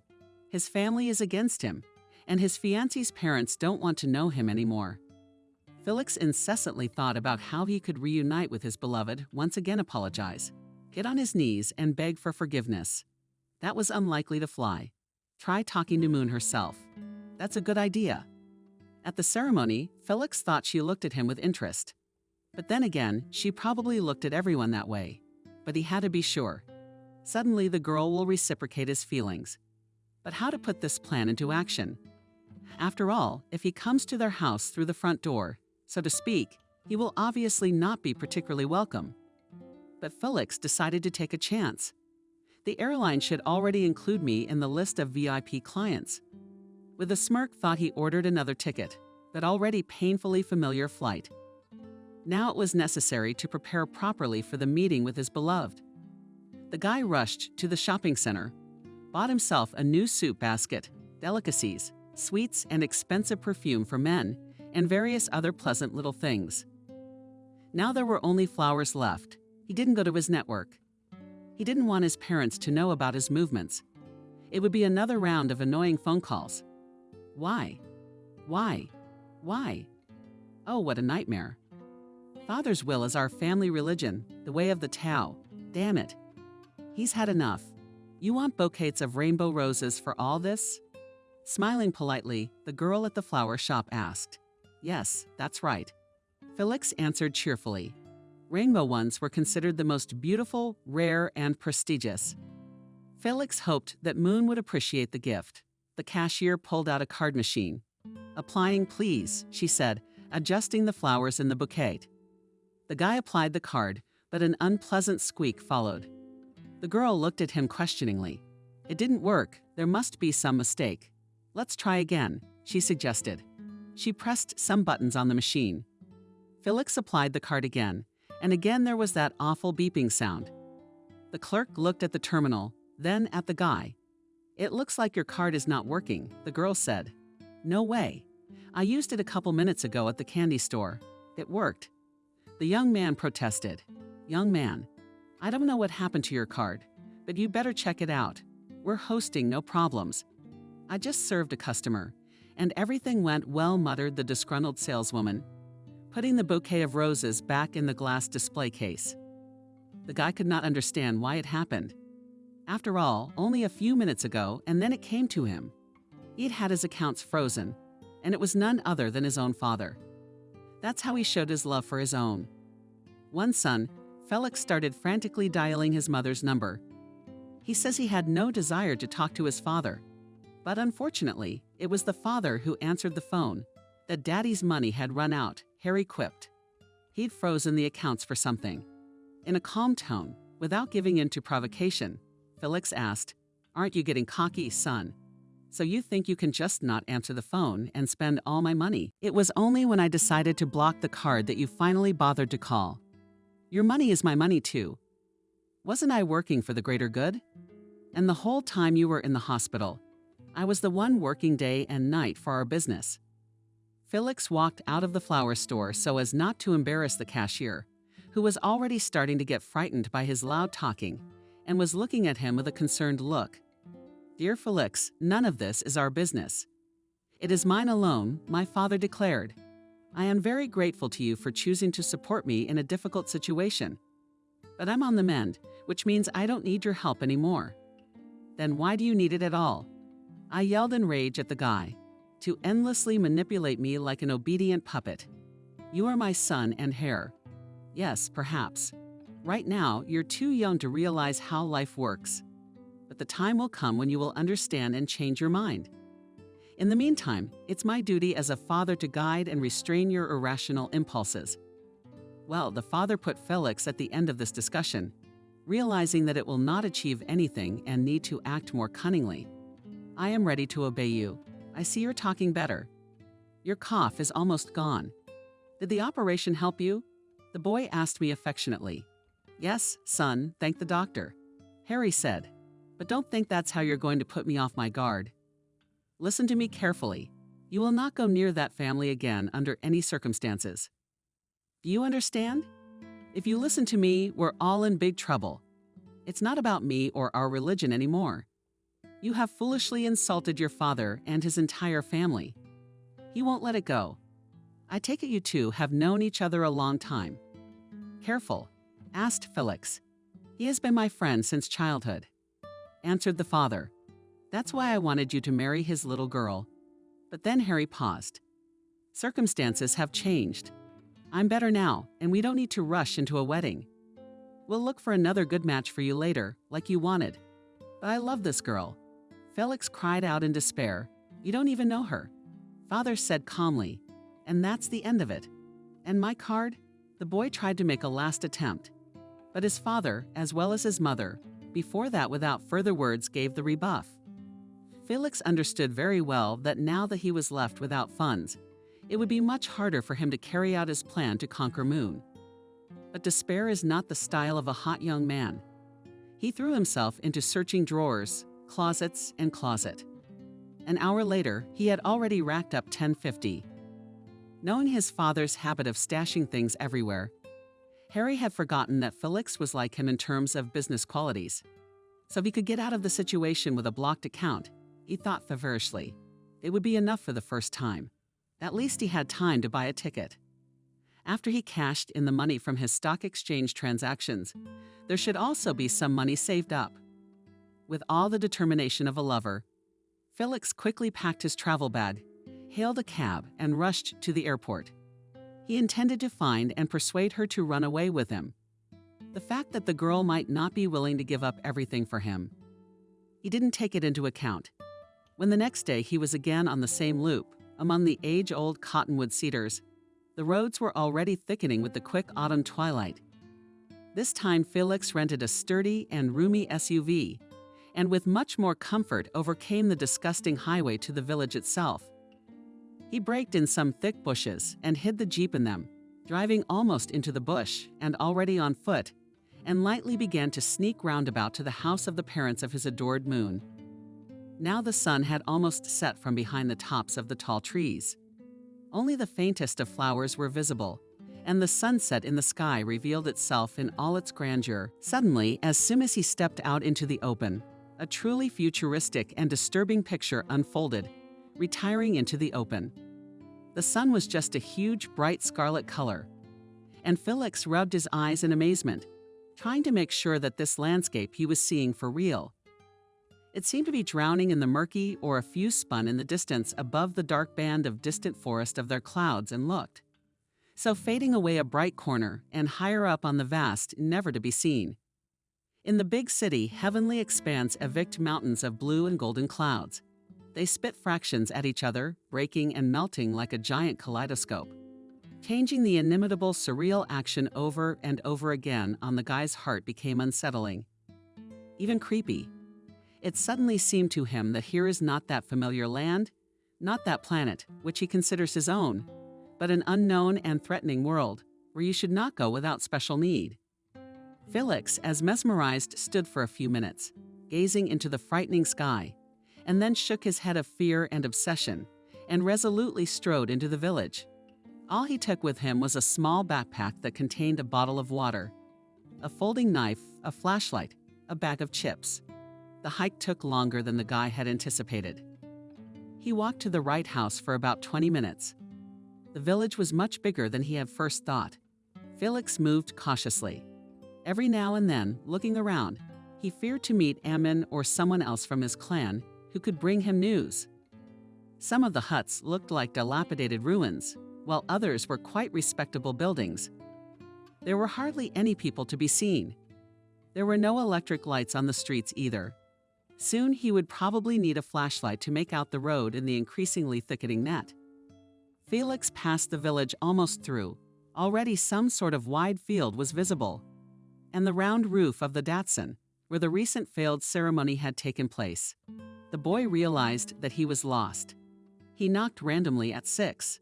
At the first wicket, Philly prepared to wait for a long time for the owner to come out to ask for directions, and he was immediately sent away by surprise. When a short figure behind the hedge rose almost from the ground and said hoarsely, "What do you want, honored one? Can you tell me which way the house is?" He asked the frowning grandfather, who looked at the stranger with obvious dislike.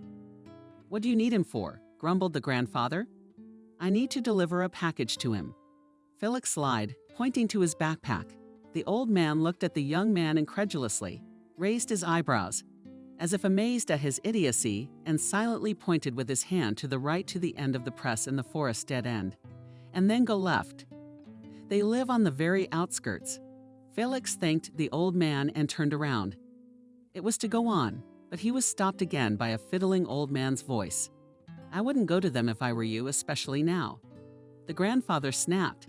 "Yes, thank you," Felix mumbled softly and hurried away. If he could have seen what the old man did afterwards, he wouldn't have been so optimistic. He opened a cigarette, threw it on the ground, and shouted something harsh in his own language.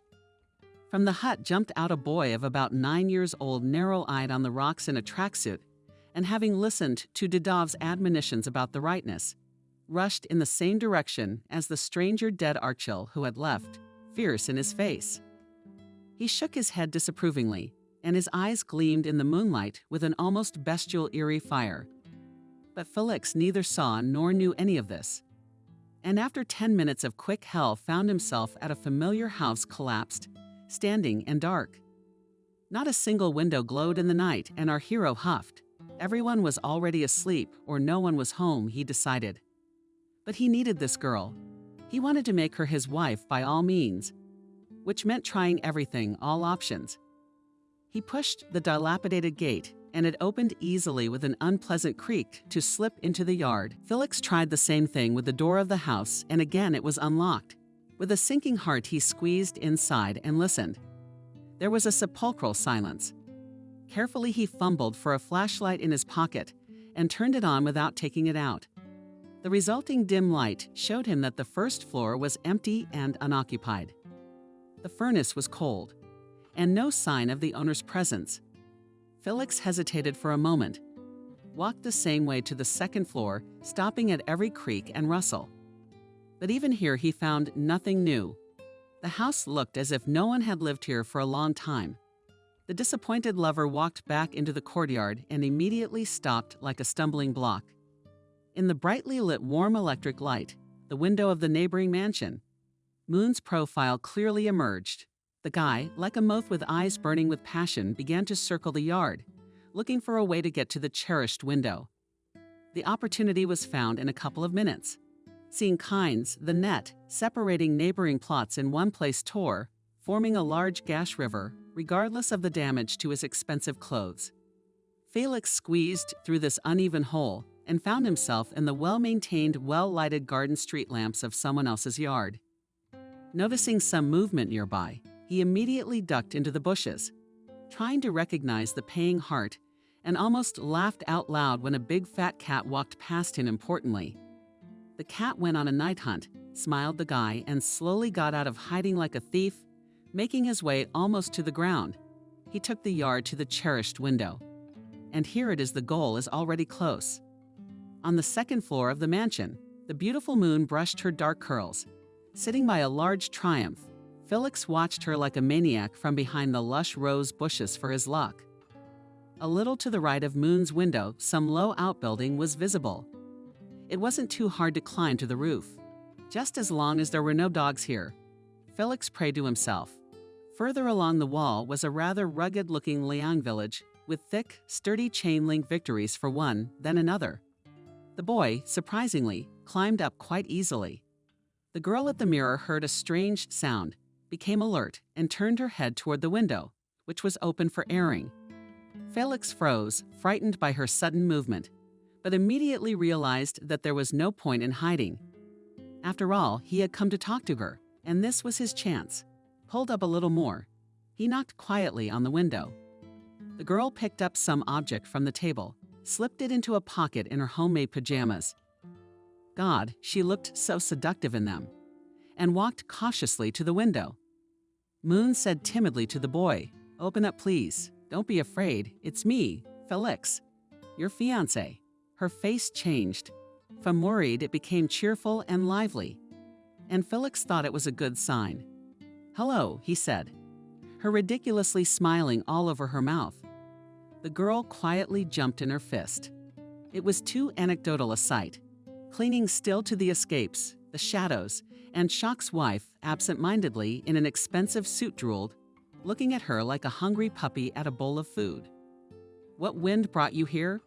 Moon grinned, eyeing her bow. The boy heard her voice for the first time. It rang like a crystal bell. He had one of those. He had gotten it for New Year's Eve as a child and treasured it terribly then. "I've come for you.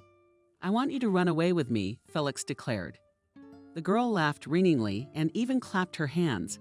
"Bravo, bravo. I haven't been so amused in a long time." She wiped the corners of her prominent eyes with the back of her pink palm. She couldn't help laughing. "You made me cry," she told him at last.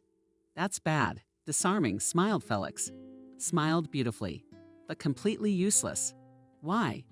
raising his eyebrows in a house, upset Felix, like a child whose toy has been taken away. A sprout. Contemptuously threw it behind and poked. Are you completely retarded or just successfully pretending? But Moon tried was sluggishly expressed the guy. What? What can you say to me? She interrupted him. That you fell in love and lost your mind? Blah, blah, blah, blah. Do you have any idea how many times I've heard that kind of nonsense? Get out, she finished her harsh tirade and was about to close the window. No, please, darling, after listening to me. Felix pleaded. Aren't we destined for each other by fate itself? After all, a couple of days ago you were going to marry me in obedience to your father's will. That was a couple days ago. I shrugged. It seemed like a favorable idea to my ancestors at the time. I've heard of marriages of convenience, but you chagrined. You put on a terrific show, failed miserably. You're definitely not a clown. If not, you need to seriously consider a circus career. I didn't mean to. I wasn't thinking.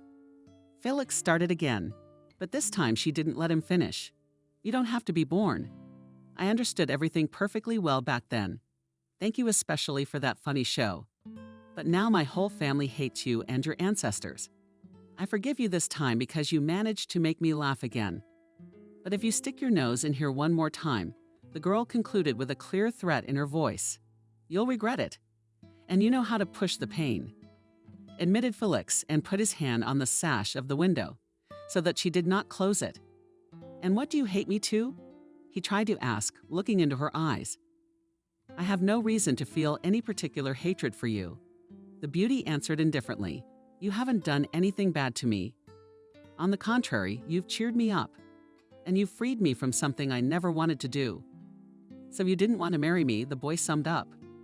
Wistfully, lowering his head. One would think you were going to get married. He glared. But when I saw you, I realized I loved you. I fell in love with you. Fell in love at first sight desperately and hurriedly uttered Felix belittlingly, looking at the object of his passion. Please, let's avoid it. I earn well and will be able to provide for you perfectly. I'll make you happy, I promise. The girl looked at him carefully. Promise? Yes, yes. Felix nodded happily, sensing a breach in her defenses. Then you must pass the test. Solemnly, Moon said. The boy was taken aback. What test? He felt involuntary anxiety again. Everything that was going on already clearly smelled of magical scary fairy tales. Unreal landscapes, a remote village. He climbed into a tower with a beautiful woman. Like Rapunzel, and now there's some kind of challenge. I'd do anything for you. He muffled the timid signal of his common sense with a decisive phrase. Good. Moon smiled and squinted slyly. Then, no sooner had she finished this sentence than downstairs there was heard some strange sound at the trumpet growling or grunting. It certainly did not look like a dog. But Felix counted to 3 and cautiously looked down. When he saw what was below, he felt a seizure on you. It was a tiger, a very real bloody tiger, walking freely around the precinct like a circus arena. Moon. Nasty for giggling. Well, then let's meet my striped friend. First, don't bother, she said affectionately to Felix, who darted his eyes at her wildly, unable to say anything. I'll give you a good head start. She leaned out of the window and shouted down something like know-how. Felix nervously saw that the predator raised his muzzle, looked at his mistress and poked something, like a big cat gracefully and with a gate removed. Away too, exhaled the guy, feeling the prickly goosebumps crumble from his head to his feet. Don't relax, laughed the cruel Moon. You only have about 5 minutes to 7. Run. Suddenly she shouted and poked Felix in the chest with her thin finger, sharp, long, dark red tights on the end. At that he thought her eyes glittered predatorily. But at that moment he did not have time to register it in his memory, because from the surprise he let go of the tree shoot and fell down on the very edge of the roof of the annex and hit his whole body painfully. And Moon was upstairs having fun. Run, you idiot. Felix somehow got up, looked away with a poisoned gaze, and rashly rushed across the lawn to the hole. All the dacha fence from there was already completely dirty and stripped. He ran down the street, unable to feel his feet under him. He could still hear Moon's distant, hysterical, laid-back laughter. Now her voice no longer seemed to him a gentle crystal bell. So he ran for what seemed to him a very long time, until Felix, powerless in his chest, and hot and aching, squatted down and tried to get some water from his backpack. But it was better he didn't. The approaching menacing roar suddenly announced the neighborhood, and the hapless knight almost crapped his pants from fear, threw his bat and set such a catch that his institute instructor on military training would be extremely amazed if he saw now this undoubted running record. Feeling no longer in a fairy tale. To hell with such fairy tales put together. But as if on the set of a bad horror movie, Felix ran away with huge jumps, not seeing the road, and behind him inexorably catches up with a very real tiger. There were no more thoughts in the shoe's head. Only the pounding in his temples was to live. Live, please live. He himself did not know to whom exactly this desperate plea was addressed. Maybe even to the hunt, to the bald devil himself. He didn't care at all anymore. This maddening chase was stopped by the county lord, Chen Shiznohao. The tiger stopped like a halt, yawned lazily and pinned his ears and walked, wagging his tail at that stern voice. Felix stopped too, breathing heavily, bulging his eyes and gulping hot air with his mouth. A fire was burning inside him, and he couldn't feel his legs. "Don't be afraid, he's just a little fool," said someone on the sidelines. Where Tiger went, come here.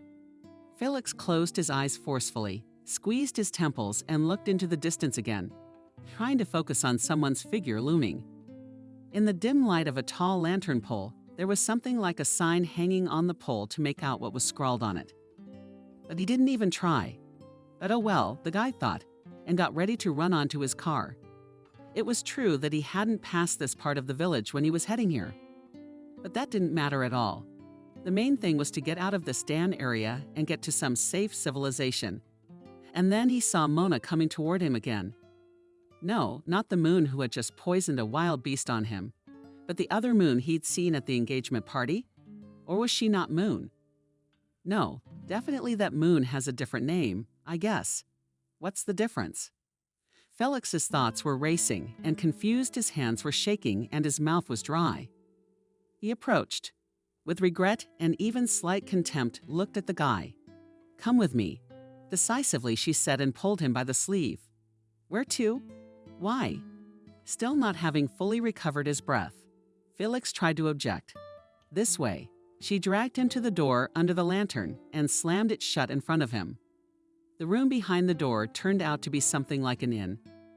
There was loud modern music from the bartender, or as he was called here, wiping glasses with a not-so-clean towel. A few people were drinking at low wooden tables. A small group was playing backgammon. When they piled inside, no one even looked up. The girl confidently turned into some dark corridor and signaled Felix to follow her. However, he decided to be stubborn and find out what other adventure they were trying to pull him into. "Where are you taking me?" he said more sensibly. She turned around, frowned slightly, gave him an appraising look from head to toe, and grinned at the tiger. "Or do you want to go back to keep competing with him in the running?" No, he hastened to assure her and obediently dragged her up another of the same creaking pile of wooden stairs. It looked a little better than that, though, as she staggered under his weight in her parents' abandoned house and found herself in a small room that looked a lot like a hotel room. Felix looked around. Yes, it clearly looked like a hotel. The girl who had saved him from the tiger nudged him casually through the door of the tiny bathroom. "Clean yourself up. I'll be right back." She stepped out and appeared to lock the door.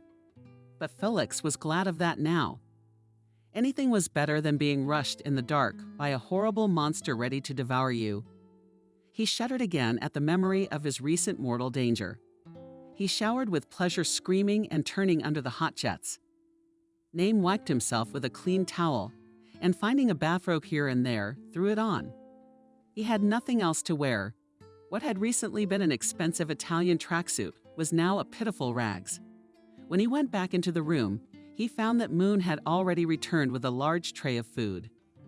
The boy himself didn't realize exactly what he had eaten, but it was surprisingly delicious. Satiated, he finally got a chance to get a proper look at his savior.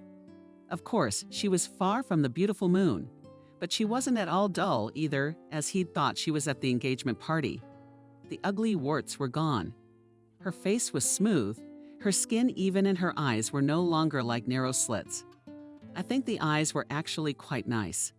"What are you?" "Ridiculous," he asked her. She smiled. "I'm Kate."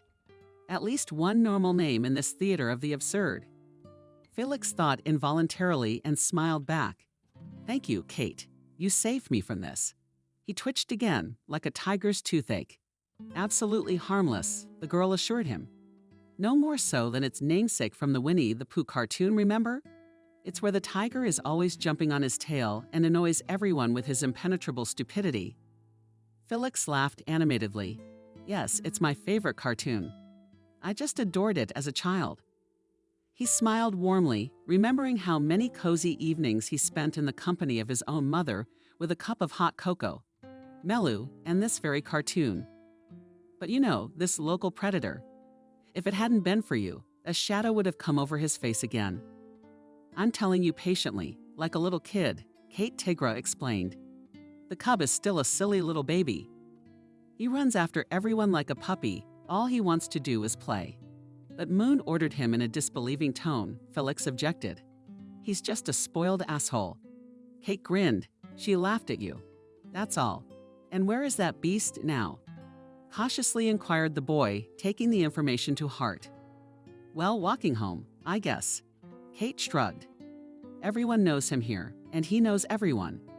He lives in his menagerie. That's where he was born. He's as shy as a Bologna, really. I have a menagerie." Felix asked incredulously. "They have a lot of things." Kate grinned again. "They're the local rich." And she laughed at her own joke. "But for engagements," Felix continued, puzzled. "They've just cheated you out of your engagement," the girl told him. "This is the lodge. Where have you been?" "The old house of their 100-year-old grandmother. But even she doesn't live in it anymore. Your parents haven't been here for a long time and don't seem to realize how things are back home now." She was silent for a moment and then squinted slyly. "Do you remember me somehow?" The boy muttered unhappily. "Yes," Kate agreed, "but don't take offense. That's the way it is around here. I was asked to help. So I did." "Who asked you?" "My father. He's the owner of this inn. There wasn't another girl in the whole village as old as Moon and me." "What was all that for?" Felix asked indifferently in a tired voice. "I'm telling you, it's a custom among these fanatics not to jinx them. The bride before the wedding show a substitute, trying to choose the most horrible homeland." "I did a good job, really," said Kate with a laugh. "Yeah," Felix shook his head. "I fell for that fucking circus, and it turned out the way it did." He grudgingly blurted out. He realized a second later that it sounded very rude, but Kate didn't seem the least bit offended. "I'm sorry, I'm such a fool," the boy apologized hastily. "It's okay, I did my best to." The girl held out her hand to him. "Let's take it," she said, like a kid. Felix liked this unexpected offer. He liked it very much. "Let's." He smirked and gently shook her small, warm palm. Suddenly he felt uncomfortable, and he hurriedly removed his hand and moved the conversation to another topic. "How much is the room here?" $500 per night. But I can give you a discount." Kate smiled. "Thank you. No need." Felix replied dryly and carelessly threw the $5,000 bills on the table. "Keep the change. Leave a tip. That's how it is for the city's rich," Kate said resentfully and muffled. "Thank you," she smiled politely and looked at him with an overly formal smile. "Breakfast is from 8 to 11, and you can choose and pay at the cashier's desk." She headed for the door. "If you need anything, please contact the receptionist." Slammed the door and walked out, throwing the key on the table. Now Felix was truly ashamed. You could say, his life was saved, and he other things. However, fatigue took over, and soon the hapless knight already slept the sleep of a baby. Cozy on fresh sheets, clean and simple bed. The morning met Felix with such bright sunlight that he, barely opening his eyes, immediately closed them. Appeared, but the next minute he laughed joyfully, jumped out of bed, and went to the bathroom to shine. Properly, he got out thoroughly. Satisfied, he looked himself over in the mirror and winked at his mirror double. thought that life wasn't as bad as it had seemed to him on last night's sullen evening. The beginning of the day left no chance to almost mystical horror, which haunted the guy the day before. Now to himself, everything that had happened seemed to him only a funny joke, nothing more. Why was he so afraid of that tiger cub? It was embarrassing. Now the cute image in front of Moon's face resurfaced in his memory. Here she is looking in the mirror, brushing her gorgeous curls. Here she is smiling, looking into his eyes. Here's an infectious chuckle informing him of the ordeal. But why? Why is he such an impenetrable fool? Determined to try his luck again today, Felix came out of the bathroom, and then he suddenly realized an obvious but unpleasant truth. He had nothing to wear. Yesterday's fashionable outfit was in the trash. He would die prematurely, first from the collision with the net, and then from the nightmare chase. The guy frowned and lingered. But at least the robe was in place. Leaving it behind, he strode proudly down the stairs, completely unaware of what time it might be now. Your phone charger was left in the car, and there was no clock in the room. Reaching the front desk, the bar, he found Kate there, busily writing something down in the big journal. When she saw him, she made a serious and impenetrable face and asked him if he needed anything. Breakfast is still an hour away. Kate, please don't be angry. Don't be angry. He corrected himself when he met her aloof gaze. I wasn't myself last night. I said some nonsense and didn't even thank you for your help. I'm ashamed, aren't I? He folded his hands in a pleading gesture and looked at the girl with the most night eyes he could muster. Okay, accepted. Her gaze softened. She smiled and was herself again. Come on, Kate. I'll look for some clothes for you. Before Felix could reply half a word, she had already gone somewhere and returned, carrying a neat package. I think this will do. The guy thanked his savior and, clutching the handout to his chest, went upstairs. It turned out to be no big deal. A t-shirt 2 sizes bigger than it needed to be, and clearly not 1 year's wear, and 3 books. But there was no need to choose. Felix hadn't brought any spare outerwear. Pulled on his duffel, our hero went downstairs again. He involuntarily admired.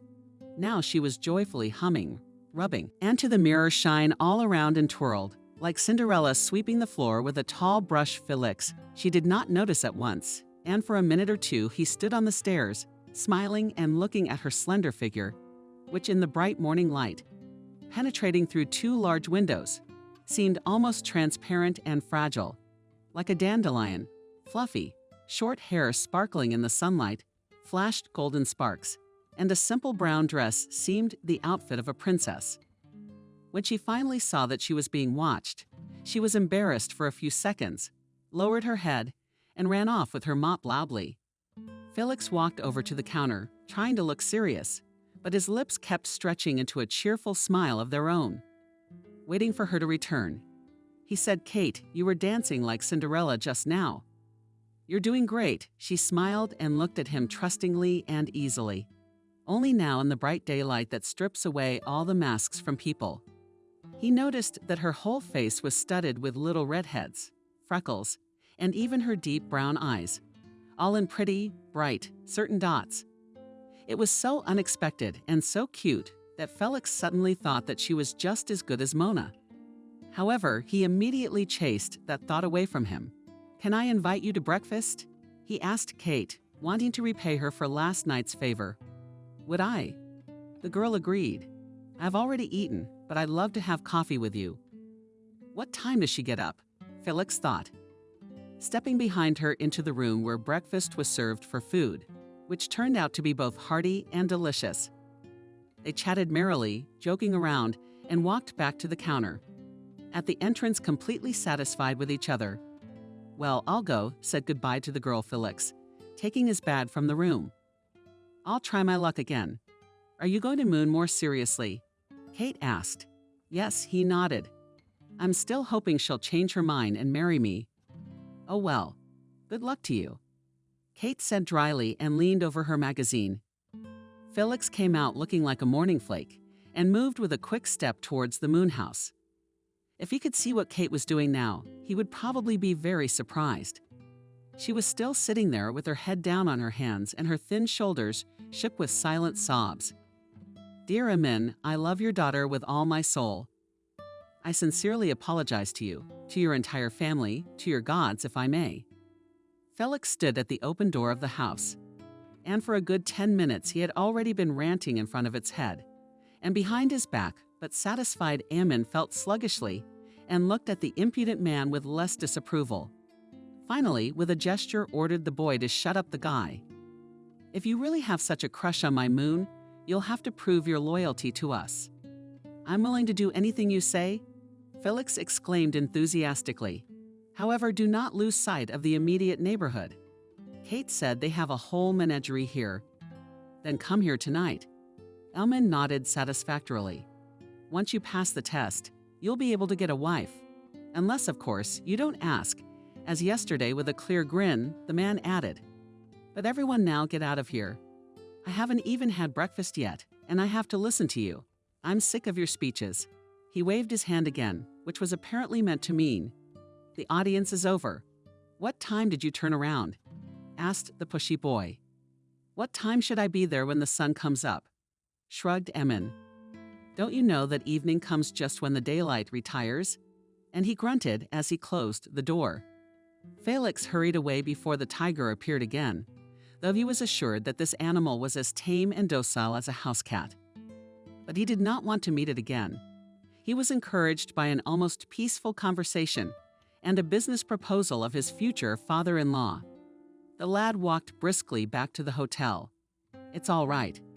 If I could stay with you for a while longer," he asked Kate. She just shrugged. "We have plenty of rooms available.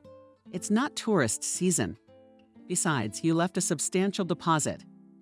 Felix got his key back and went to retrieve the rented Jeep from the thicket. This time he drove through the village with a breeze, and no tigers were no longer afraid of him. He spent the rest of the day on pins and needles and could not wait for the evening. He ate twice, had a few drinks for courage, and even played a game of backgammon with 2 of the regulars. The sun was still not going down, and yet the day was steadily drawing to a close. And now the long-awaited twilight. As if waiting for this very moment, the phone rang shrilly in the hall. It was picked up by a middle-aged lady who was now sitting behind the counter instead of Kate. "Who do you want? Sounds like it's for you." She handed the receiver to Felix, wondering who could be calling him here. He put it to his ear and heard his mother's concerned voice. "Felix, thank God. Listen to me. I have something very important to tell you." She began to speak as hurriedly as if she were being chased. "Son, please wait there for me, and don't you hear me? Don't you go anywhere out of this hotel." Your father's phone clicked, and the connection went dead. Shrugging his shoulders, Felix pressed the lever and picked up his backpack, which he had found this morning on the side of the road. There they go again. Disliked, the guy thought grudgingly. How annoying. Coming out of the hotel door, he almost head-on collided with Katya. "Where did you go again at night?" she asked him glumly. "It's a long explanation." He waved her away impatiently. "Let's do it later. Please be careful." She touched his hand and looked carefully into his eyes. "If you're going for the money again." "Bye, Kate." He twisted away and walked away to his car with a quick step, irritated at the thought that this was where she was teaching him the same thing. "And you're the one who went out on the phone and looked indifferent. We didn't forget." "Well, wait here until everyone gathers." With these words, he slammed the wicket right in front of the guy's nose and lazily fell over. Wandered down the powerful path to the house. Where should he wait? Who should he wait for? No one was in a hurry to answer these questions. They stomped around for a while. Felix sat back in the car and waited. What else could he do? About an hour passed. The guy had already managed to doze off comfortably on the seat, as suddenly there was a knock on the glass. When he woke up, he saw in the darkness some dark silhouettes in long clothes. There were quite a few of them, and they were moving towards the abandoned house. Rubbing at his eyes, Felix climbed out of the Jeep and headed after them. No one had invited him personally, but it was clear that they had knocked on his door for a reason. He approached the chattering on the violin rule hinges to the door, just as the last dark figure disappeared behind it. The house was the same. At least Callie's eye, but it didn't seem to confuse anyone present. As Felix looked more closely, the darkness thickened further near the stove, and he almost shrieked when he realized that every one of those who had entered the house was peering through the printing hole. He, too, stood at the end of this peculiar queue and did the same thing as the others, bent his head threefold, pulled up his legs, and suddenly fell down. Fortunately, the fall was not far, and he landed on something soft and bouncy. Here below, the darkness parted a little, and a dim light rose ahead. One by one, the balaclaved, standing, and figures stretched in that direction, followed them and Felix. They walked for probably 15 minutes down a long, damp, and narrow corridor, more like a burrow. At first, the walls were just an earthy press of some kind of communist sediment. Water slammed under their feet, and something stank nastily. Then the water disappeared. There was a little more light, and the young man's eyes, accustomed to the semi-darkness of the dungeon, could distinguish a small square room paved with thick stone slabs. All the people present were crowded here. Suddenly, there was a loud clap, and as if on cue, bright torches lit up in everyone's hands. It was quite impressive. Felix even got teary-eyed. Offense to him, torches no one for some reason did not give out. However, resentment did not last long. With a terrible creaking sound, they dissolved.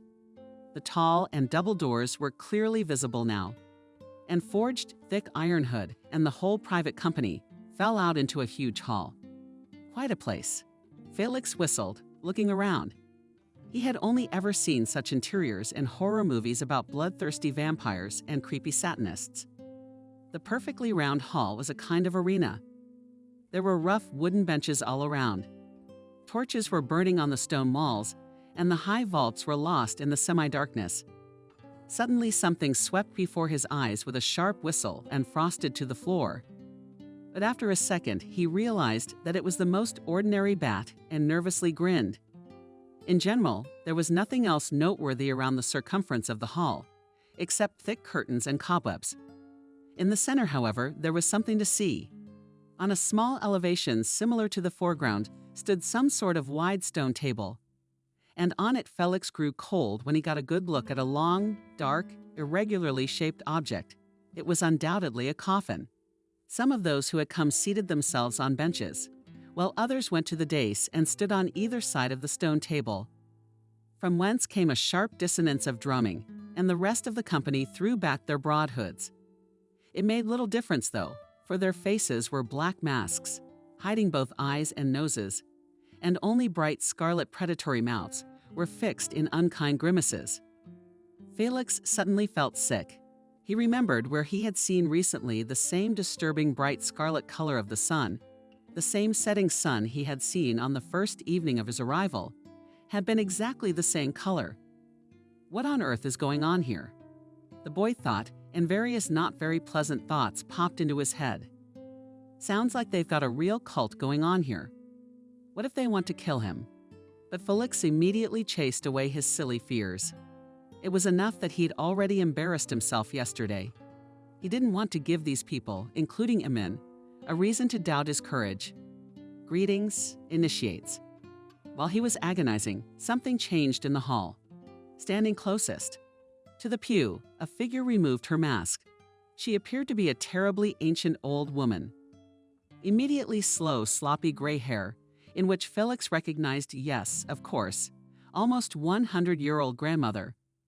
Only now she no longer looked absent and insane, but looked quite meaningful, strong eyes. "We are glad that you have joined our conclave," she pronounced, stretching forward her thin, wrinkled, empty hand and pointing Kryachkov's finger directly at Felix. The deadline would come soon. Having made this exhaustive statement, Granny calmed down and sat down a little further away from everyone else. "Come closer." Felix called him again someone else's female voice. He approached its owner under a black cloak, and this woman had the same as her lips, a blood-scarlet dress. "You're called here by the gods," began with the tone of the stranger, and Felix involuntarily wrinkled again. "They are for the old." How many times, honestly, like in kindergarten? Here he slightly lost the thread of her tragic narrative, occasionally distinguishing only separate phrases such as the age-old war, the great sacrifice of the night, bloody moons, and other such nonsense.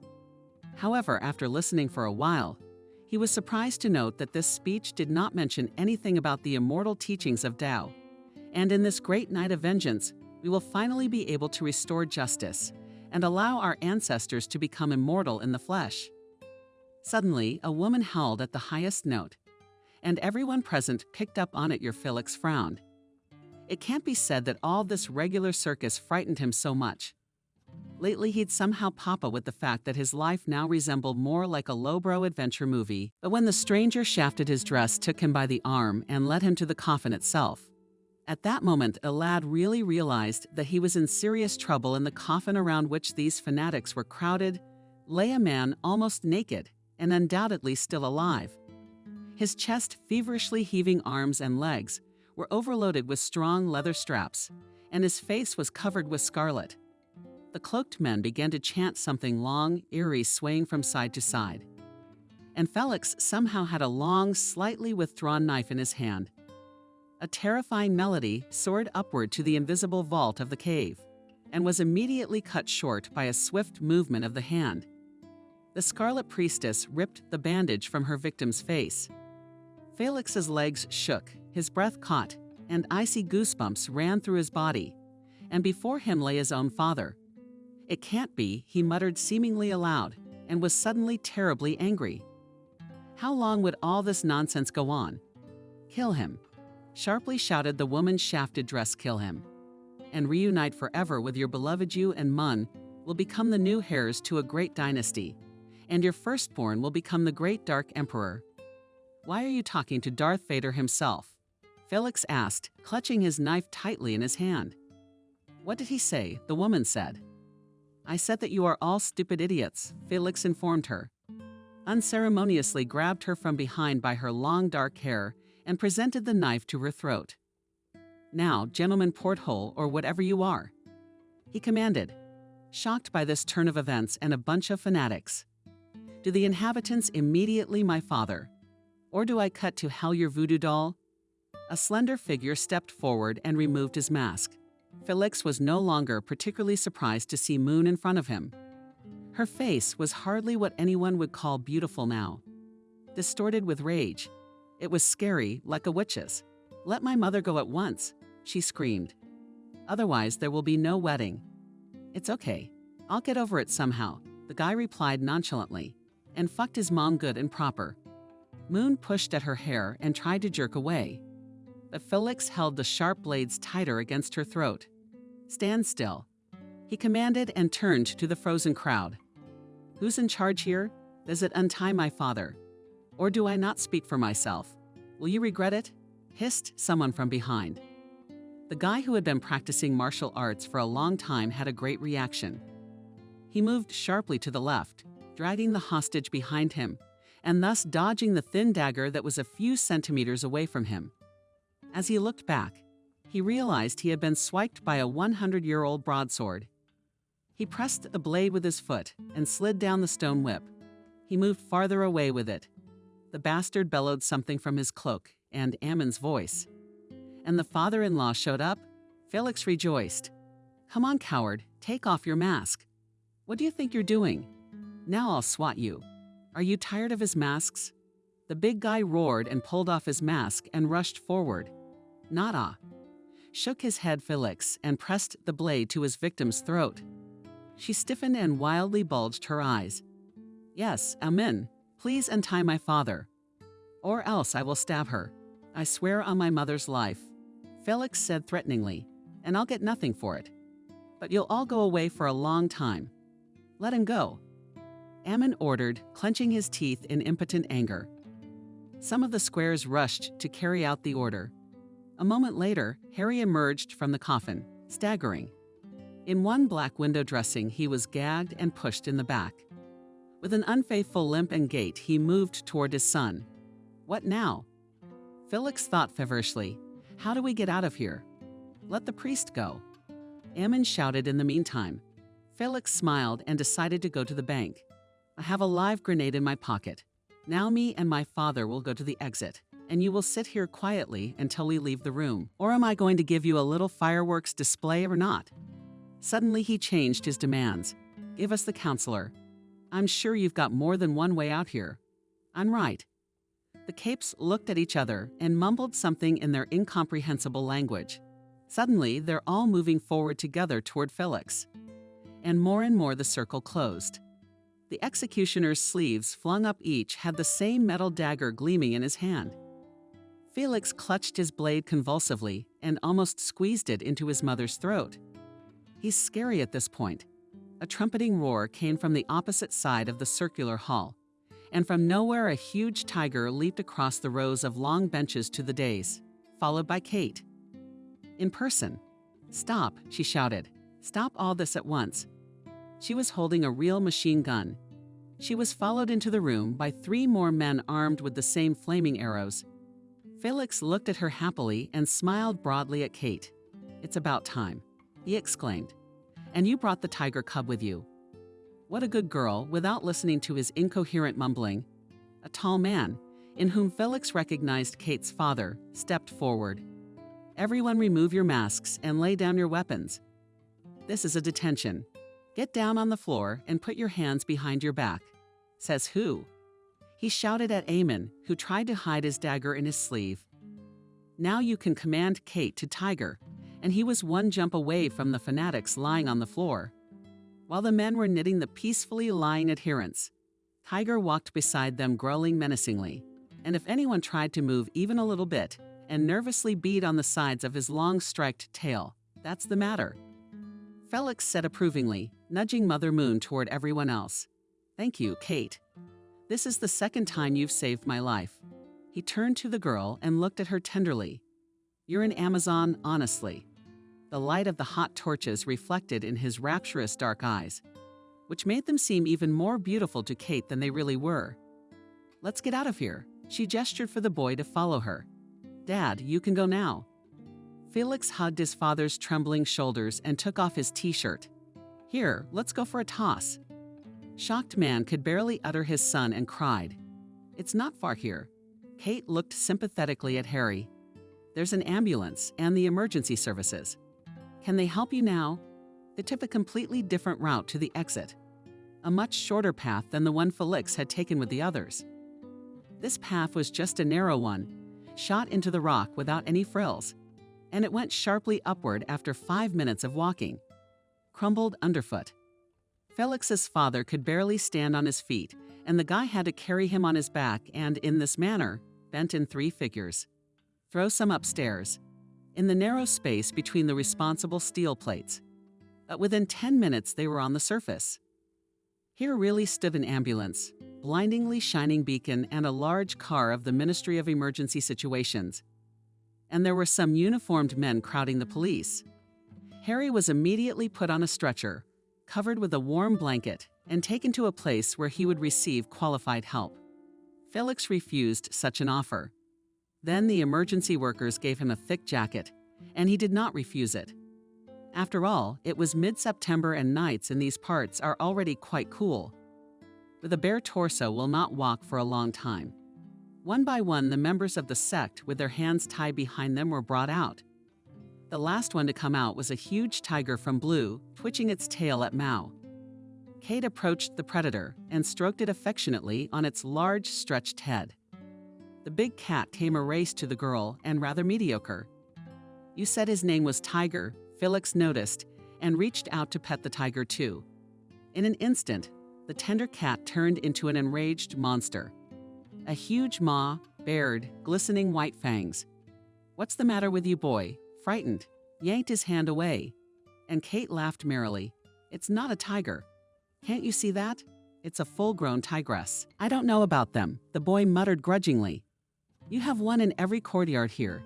He tried to make a joke, feeling his head ringing and his eyes blurring. Let's go home. Kate pulled him by the arm. Give me the keys. Do you know how to drive? Surprised. Felix was, but he waved it off. Why do I ask? You're an amazing. I'm flattered by the compliment. The girl gleamed her eyes, merrily climbed into the driver's seat, started the car, and so sharply sank from the place that from under the wheels of the SUV, with a whistle through a whole pile of rocks and sand. In front of Felix put a small glass almost to the brim. filled with some murky liquid. What is it? Distrustfully looked the guy medication. Unperturbedly wagged an eyebrow Kate's father. Or are you not a man? Pretentiously, he frowned. Such a statement angered Felix. He took the glass and knocked it down in one gulp. His eyes immediately almost popped out of his eye sockets, and everything inside burned with liquid flame. The guy coughed and tried to breathe, but it was no good. The people in the city are weak. The man shook his head. But it'll do for the first time. But boy, let's get acquainted. I'm David, Kate's dad, the owner of this joint. Here a new acquaintance grinned his joke and part-time operative of the District Department of Internal Affairs. Felix could no longer be surprised by anything. After the dungeon of local fanatics, he only nodded and extended his hand to the man. Felix, a fourth-year student of the geology department of the university and part-time stockbroker. I squeezed out the naughty words. David laughed and gave him a friendly clap on the shoulder. Well done, Felix. We've been after these bastards for a few years to cover all of them at once, and even at the scene of the crime. Seeing that the guy wanted to ask something, the man shook his head and firmly said to stop asking questions. Tomorrow go to bed and rest. Daughter take our hero to his far. Kate readily stood up and wrapped her strong arms around Felix and led him up the stairs. The guy was like a dream this time in a good dream. Everything around him. After the fire potion he had taken, everything seemed beautiful to him, and his eyes closed by themselves. And when the door to the room opened, he already seemed to be asleep on the move. Kate carefully laid the guy down, covered him with a blanket, stood for a minute watching him sleep, smiled and went out. Turn off the light. Son. His mother's caressing hands, slowing him down on his head. He didn't want to wake up. He doesn't want to go to daycare. He'd rather stay home and watch Winnie the Pooh and drink cocoa. Marshmallow. Wake up, son. Mom. Felix opened his eyes. So he wasn't dreaming. It was really his mother. Are you here? He muttered, hugging her like a good thing. The light ward of the county clinic was now quite crowded. All right, let's start from the beginning, son, Harry said in a dying tone and glanced around at those present beside his bunk, and in a chair perched his faithful wife. The son sat across from him, demanding all the explanations his father needed. There was also Kate, her father the operative, and even a friend, Alex, who had flown in with Felix's mother when he learned that a friend was in mortal danger. A couple months ago, I thought I was dying a little cough, but Harry started to speak. And I really wanted you to marry a girl of our faith. I just couldn't imagine going off into the next world, leaving my son on the wrong path. But you all know very well. I won't repeat the beginning of this story. The day before your wedding, son, a terrible truth was revealed to me. One man here, Harry looked gratefully at Kate's father, and he nodded, slightly smiling at him. A very good man, Harry continued, informed me that the family had defected to the evil side. I've heard such rumors before. Harry sighed, but I couldn't believe them. Yes, Ammon had been a dear friend of mine since I was a boy. Our fathers and grandfathers were friends before he and I were even born. Harry, sadly, I was presented with irrefutable evidence. Willy-nilly, I had to admit that my domain had become a black denunciation.